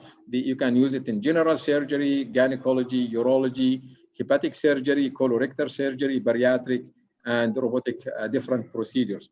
To me, considering the cost, I will select it, and I agree with the Professor Khalid Akour, keep it for the complex cases, that lengthy procedures, potential of bleeding, bariatric cases where you might have challenges. Utilize your air seal if you have limited resources. It's recently been used in pediatric, and more cases is being done. And the thoracic surgery is being used, and endocrine, I know in Korea, they've been using it for thyroid for a while. This is my dear friend, Professor Matri, his experience with the air seal, and he has very nice statement. I want to conclude with his point that the air seal for every procedure, it has eliminated the pneumoperitoneum loss for him, and with the use of aggressive suction even. And the air seal is excellent smoke evacuator. It protects both patient and operative time staff pathogen from the smoke, and also significant reduction in operative intra-abdominal pressure, and with the stability of pneumoperitoneum. And he's using 8 millimeter operative procedures. Well-known, eminent robotic surgeon. He really has significant done complex cases with the low pressures, and he proved this. Second point, also the number of the studies has shown that the lowering intra-abdominal pressure reduce post-operative shoulder pain and medication, as has been mentioned earlier. So the air seal, in summary, it's really maintain the pressure and no peak change in the pressure, and evacuate the smoke, and enable the operative time to be done on the stable, low pressure procedures. So technology is there, try to use it, and thank you very much. I'm ready for any question. Thank you, Dr. Maher. Very good lecture and informative. I'm asking about, do you find the smoke with ligature? Well, what they have in the robot, I think, is a harmonic robotic instrument. But that's extra cost. If you're going to use it and you trust your assistant, then it's your assistant using laparoscopic assistant if you're doing robot. But the smoke is definitely more than the bipolar, monopolar. But depend also what organ you're using it for, or how much tissue density in there.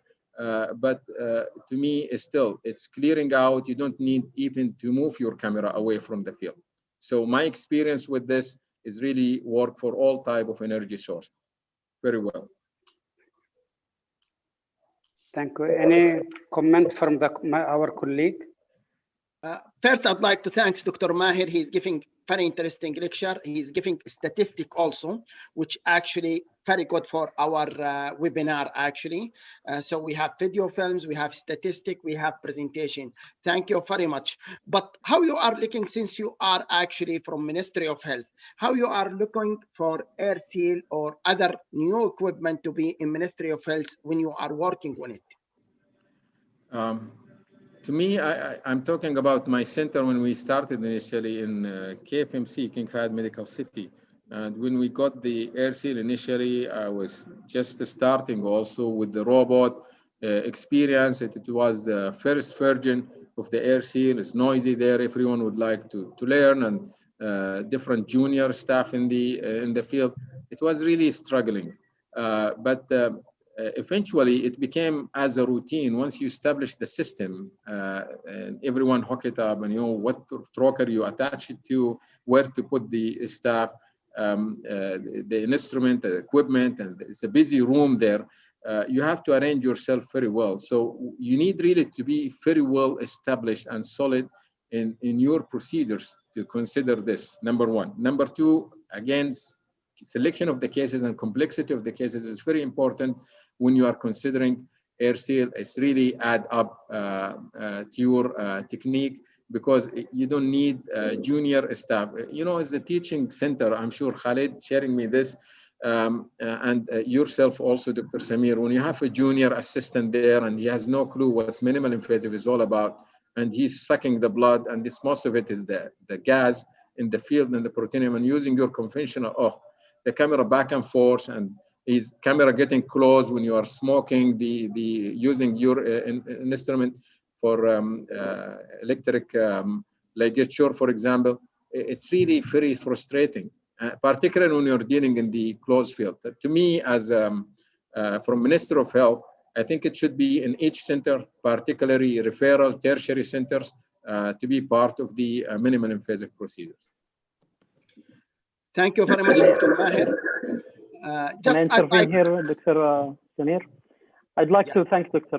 Maher for the excellent presentation, and I agree with him. And there is a resistance always when you want to buy a new instrument or new things. All of the purchasing department and the admin, they think, oh, what is wrong with what you have now? I think if you show them your statistics and you convince them.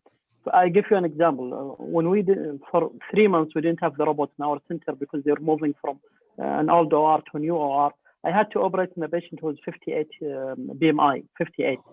And then I did it conventional laparoscopy. I ended up by having bleeding in the uterine. I was using an energy source, and there was a thermal spread, and the ureter got affected. That patient came back a week after, and she got admitted for 2 months. Alhamdulillah, then there was spontaneous resolution, and there was no need for another surgery. But imagine 2 months hospitalization because of a little thing. I could have avoided it if I did the case robotically, because I can see better, I can manage better. So I think we should show those statistics. We should tell them that the alternative for those cases is really costing a lot. Maybe the direct cost looks higher on those instruments, but the indirect cost of the alternative is going to be much, much higher. So it's all about the statistics, and show them and convince them. It's not an easy job, but I think we should all go in that direction. Yeah, I mean, you are doing change, right? And usually people, they resist the change, particularly the CEOs. They don't want to add extra cost. To me, the answer to this is persistence. Persistence, and since you are developing and dealing with complex cases, particularly when they come up to you with the recommended patient, then is your time. Utilize every tips and tricks to get your tools to operate peacefully in the OR. Because at the end, you will be the one who's standing before the judge dealing with the litigation of the complex cases. None of them, CEOs, will help you out and will come to you or back you up. Oh, we told you, you didn't ask, you never be. So protect yourself first, persist in getting your tools, and I'm sure you will succeed at the end. Thank you very much, Maher. Just only we had more questions in question and answer for the speaker, especially for Dr. Khalid. So please answer it because we have shortage of time. So please, for all the speaker, please answer the question in question and answer. Our next speaker is Dr. Salih Abdurrahman Al-Nasir. He's our colleague, consultant thoracic and foregut surgeon from King Saud University, Saudi Arabia. He will talk about interesting subject, air seal in thoracic and foregut surgery. Is it a luxury or necessary? So welcome, Dr. Salih. It's our pleasure to be with us. Welcome.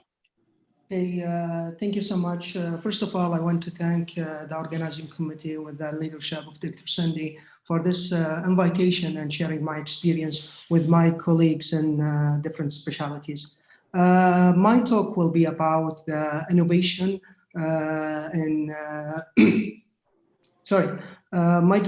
my talk will be about innovation in general and air seal in particular, and its consideration as if it is a necessity or a luxury.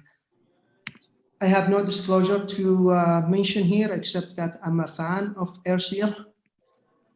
And just to start with, I want to start with my presentation with the process of innovation in general and how this can be reflected in medicine, particularly in thoracic surgery. So innovation is introducing something new in any field that can change the established practice completely or improve it. However, as a human nature, there is always a resistance to change because there is always a comfort in what we know and what we used to.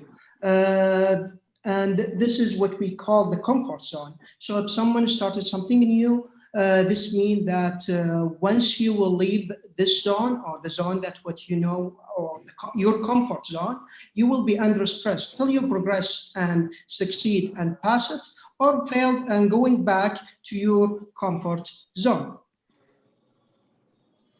So there is this is what creates the routine and resistance in some people to change the routine and getting outside their comfort zone. And you can see in this graph that the comfort zone in blue color. And once you leave this zone, you will pass through the fear zone, where you might create an excuses because of the lack of the confidence in what you're doing, or might be affected by opinions of others. So if you continue to fight and gain more skills and improve yourself, you will overcome different challenges. And then you will go into a learning zone. And from that, you will prove yourself and you enjoy your new achievement in the growth zone. So making excuses is the easiest way to keep the routine and not to improve it. Even if this routine is difficult or hard for you, just because simply you're comfortable with it and you don't want to try something new. So this is also applied in minimal invasive surgery, and you can see in this graph how much time it took, about a century and a half, to reach the level that we have today. This is only from practical and skills part, and also we don't forget the modern adjuncts that we have today. So that make our work much easier. And I'm sure you can ask Prof. Hayyan and Prof. Cindy also about the difficulty that they face when they're starting the minimal invasive surgery here in Saudi Arabia or Middle East. So in the thoracic surgery, you can see here the difference between the thoracotomy and the VATS, and how this developed from the open, huge thoracotomy to minimal invasive or video-assisted thoracoscopic surgery, and how this is affected in the patient itself.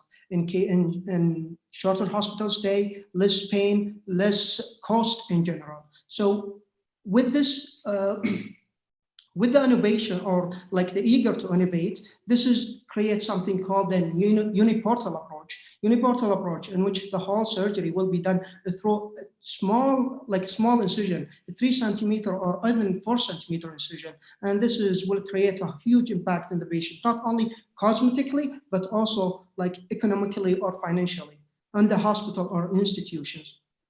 And also it is good to train the new generation about these techniques that will help them in the future a lot. And also we are doing that here at King Saud University Medical City. We did a uniportal left pneumonectomy. This is actually done through a 4 centimeter incision. We excise the whole lung. Okay, it's all damaged lung from bronchiectasis with different adhesions, but we did it through a 4 centimeter incision. This uniportal approach can be done also not only for pneumonectomies, for lobectomies, segmentectomies, and also for complex cases like the sleeve, even the double sleeve for the arterial or bronchial resection. So with the evolution of technology, that will include the robotic surgery. You can see in 1999 till 2004 with the introduction of the Da Vinci Xi.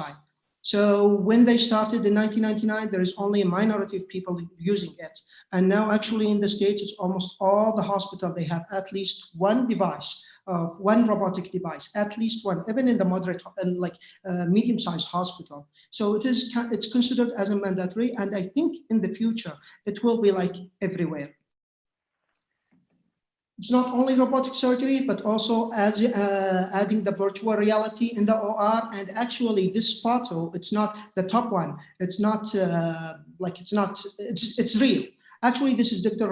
Shanda Blackmore from Mayo Clinic. And actually she will have a presentation about it tomorrow in the STS.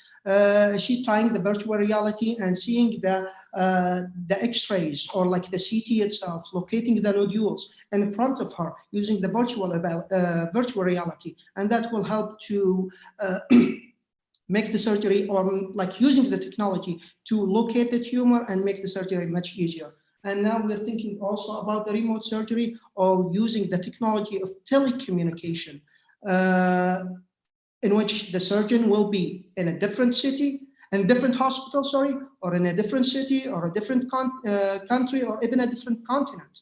And he will do the surgery and the patient will be in another place. But this is still, we are improving in that, but I think that will go in the future. So with all of that, will cost a lot, but with all of this cost, you will, at the end, you will save a lot. At the end, when you train people and you have it, you will say, so you will spend more in the beginning, but you will save a lot at the end, because all what we are doing is just in the seek of help of the patients and the staff. So when I review this nice article about the operating room efficiency, it's actually this efficiency, it's talking about saving the time, minimizing the cost, and providing the patient safety and patient and staff satisfaction. So this is all like the four corners of the efficiency in the OR. And if we go to the air seal itself, with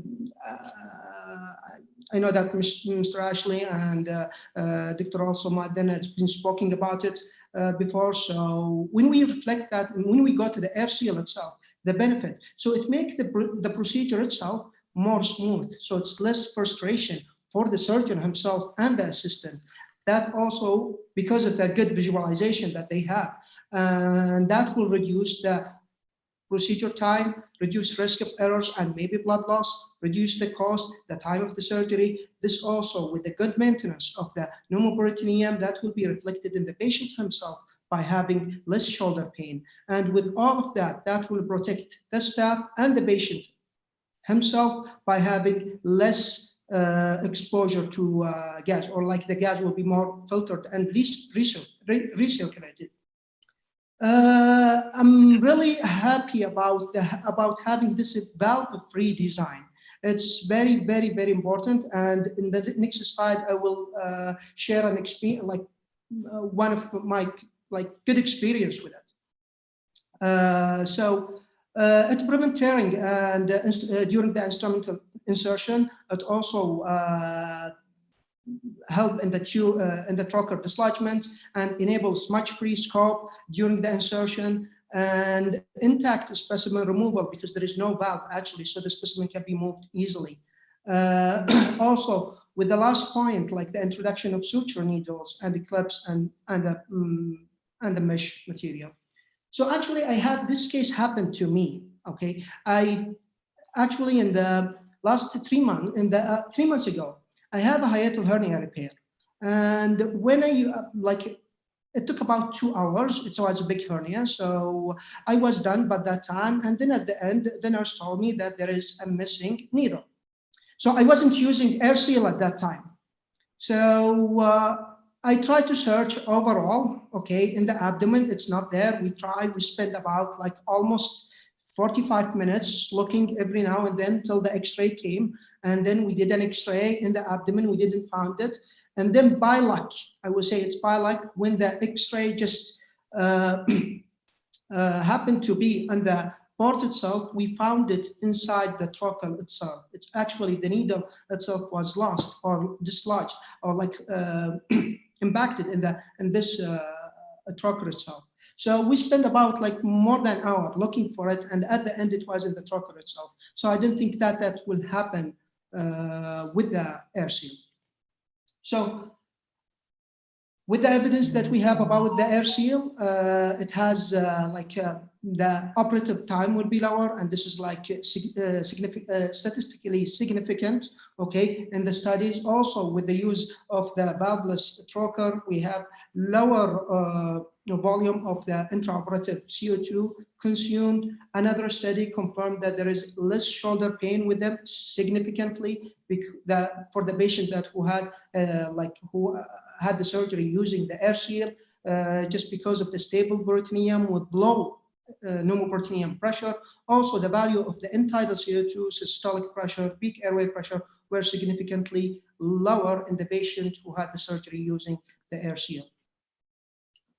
With the cost, it has been proven also that it's using the air seal has been like it will reduce the cost of the surgery itself by about $75 per minute. And I think, this paper actually is published by University of North Southern, the urology group in Chicago. So the cost will be lower. I know you will add more just to get the air seal, but you will save at the end, you will save more money. So for thoracic surgery, I found this paper actually talking about using the air seal for this during the esophagectomy, and the only thing that they found that this patient was using the air seal will have more hypothermia compared to the conventional CO2, and they blame it because of the continuous flow of the CO2 itself, which may be true, maybe not, but I think we have to prove it. And we have also to keep thinking about it, especially in the lung. If we have a lung surgery, the thoracoscopic esophagectomy is a lung surgery. You're working in the abdomen and then you go to the chest, or the other way around. So it might take time. Maybe with this procedure, it might change the temperature or induce hypothermia, but this is, you have to communicate with your anesthetist about it, so you have precautions before. So I want to share some videos with you, one with an air seal and one without. This is actually a tumor in the superior sulcus of the patient.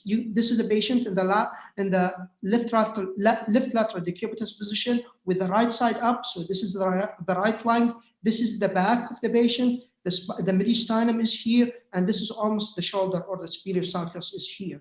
So I'm removing the tumor there. So there is some adhesions, and you can see how much easier visualization, better visualization, and easier technique I can do with this. This is with the use of the air seal itself. You can see that the smoke is completely evacuated after the burning or after bobbing the tissue, and then I continue the surgery itself and removing the whole tumor without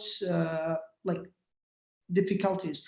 The visualization, the benefit of the robot in this case is that huge, better magnification and visualization through the scope of the robot itself. And what helped me with that is having an air seal that will evacuate the smoke in this narrow area, because you will see, and after this video, you will see another video how much I suffer, okay, when I work in the kind of hiatus without using the air seal itself.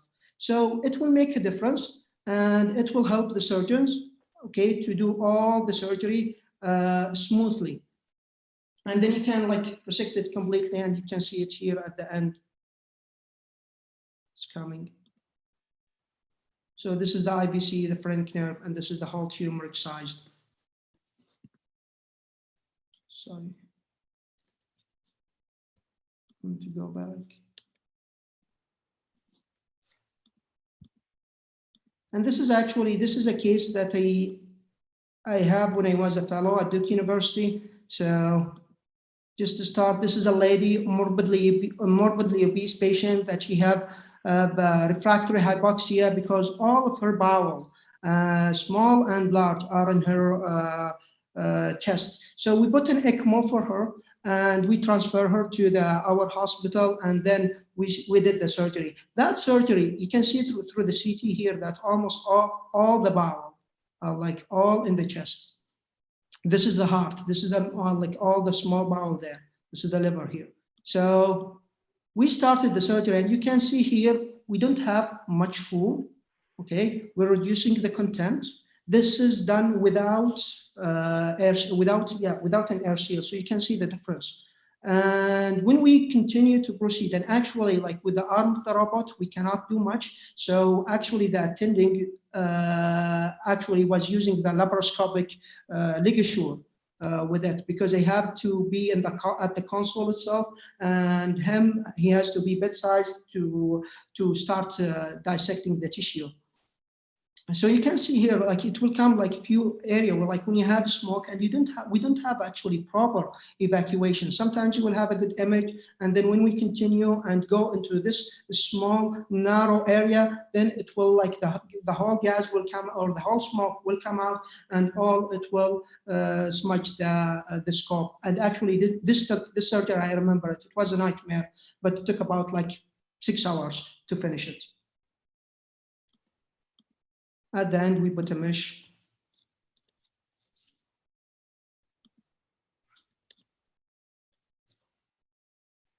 This is another surgery for like an adenoma, sorry, a parathyroid adenoma that was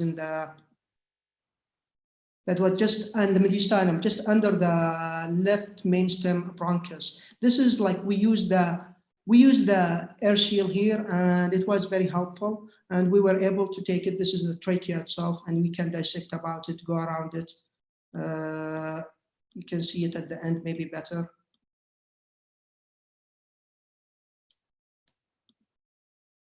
I'm not sure, but this is the left mainstem, and then we are going there. It's about there where the adenoma is, so it was excised completely after, and then we took it out.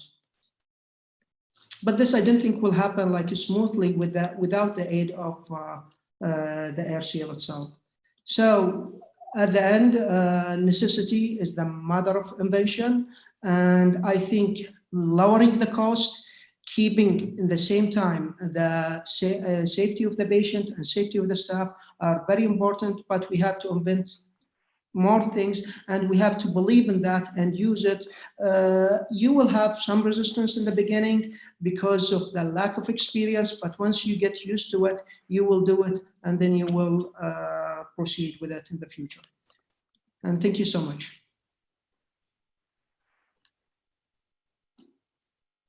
Thank you very much, Dr. Saleh. It's very interesting lecture, and the video is really great. I like it. And on the same time, I like the facial expression for Mr. Ashley. Actually, it seems that he is so interested in the video you are presenting. He was happy.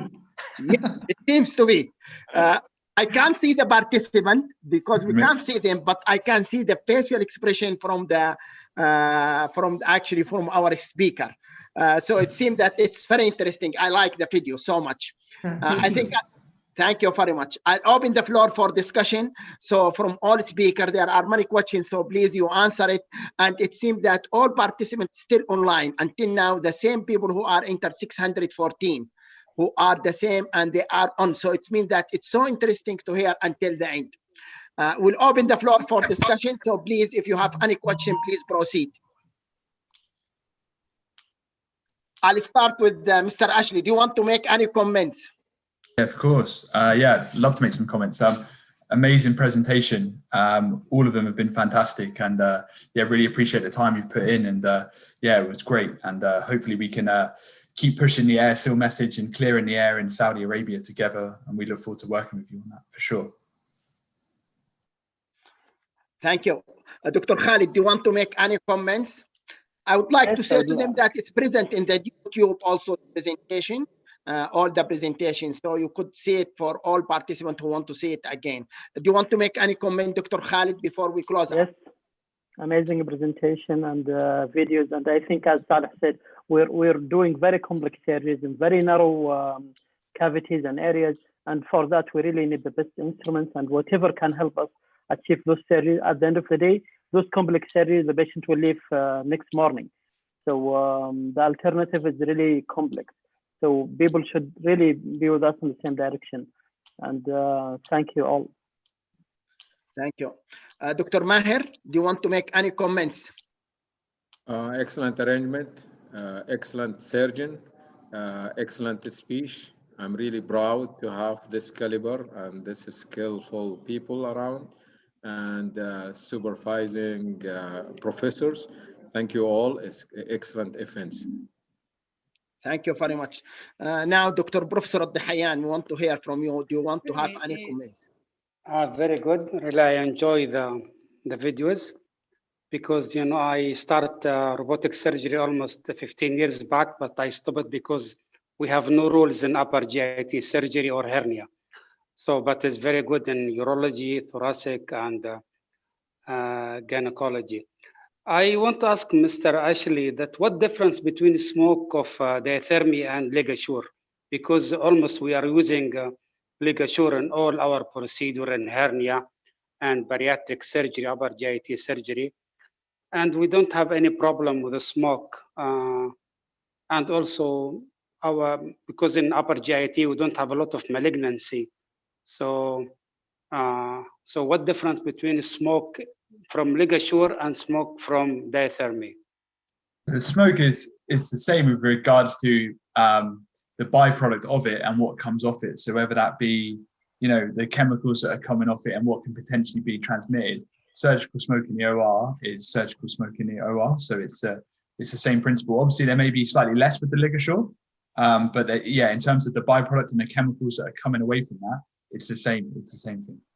So it's equally as dangerous, but the volume may be slightly less. If you're comfortable with it, then obviously that's kind of your preference. But yeah, the chemicals, etc., are still going to be the same. It's still going to be as dangerous. And if you get the smoke out by filter, so this can replace the smoke evacuator, because So, I yeah, use sorry, go on.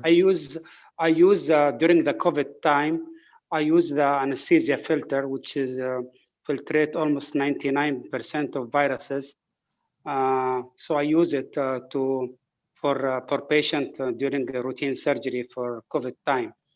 So if you evacuated the smoke, same thing, or you think air seal has a value on that? So certainly air seal has a value. So what we would sort of say is we also sell products that aren't as sophisticated as air seal. So obviously when you're dealing with lap surgery or robotic surgery, you know, anytime that when the smoke evacuation is linked to the insufflation, that's what you would want to look for, right? Because what you can have with different products that maybe pull into a suction bucket is it can collapse a pneumo with a standard insufflator. And all you want to do is maintain the intra-abdominal pressure so you've got a good view, and you want to take away the smoke. So there's kind of a range of products. That 0.01 micron is the lowest filter possible, and the ultra-low particulate filter, the ULPA filters, are the gold standard of filtration. So there is, like you say, you know, the face mask will do a bit, you know, your anesthetic filters will do a bit, but if you want to kind of go the kind of whole hog, the gold standard, then we would always recommend air seal for laparoscopic surgery, and then our smoke evacuator for open surgery. But there is ways and means, and we have different ways and means of doing it as well that you know, cost less but aren't as good. But you know, the gold standard for laparoscopic surgery, particularly if you're doing complex cases, you know, a lot of laparoscopic surgery, or you're doing robotics, you know, to maintain that stable pneumo, to know that your pneumo will not be lost throughout the case, is priceless. And that's in conjunction with the smoke evacuator is exactly what, you know, is what you want when you're operating. You don't want to lose your pneumo, have to take all the instruments out, start, you know, time wasted, etc., inconvenience, the whole mood in the OR is completely lost. If you've got those two working in symmetry, working together, as well as the ability to operate at lower pressures, and then you get the post-op benefits and the intraoperative benefits in terms of O2 uptake, in terms of reduced shoulder pain post-operatively, then that's the gold standard. There's no there's no qualms about the gold standard there still. Are there things that are in between? Absolutely. And we have some of them as well, but we would always recommend Etzel. Yeah, thank you. Thank you very much. Any comments, Dr. Saleh, you want to make before we close? Just I want to encourage all the surgeons to use the new devices. Okay, they shouldn't be hesitate to try something that might change their routine. Of course, in the beginning, that there will be some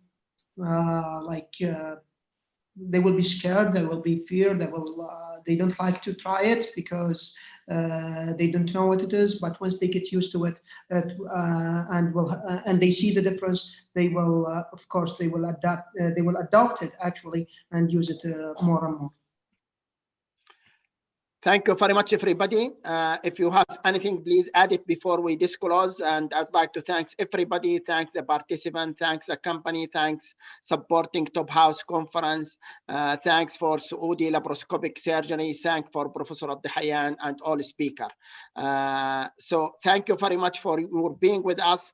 1 minute if you have any comment, or otherwise we'll close. Thank you very much for everybody, and special thanks to participants, and enjoy your weekend. Thank you. Shukran. Thank you. Thank you. Thank you very much. Thank you very much, everybody, and see you again in next webinar, inshallah.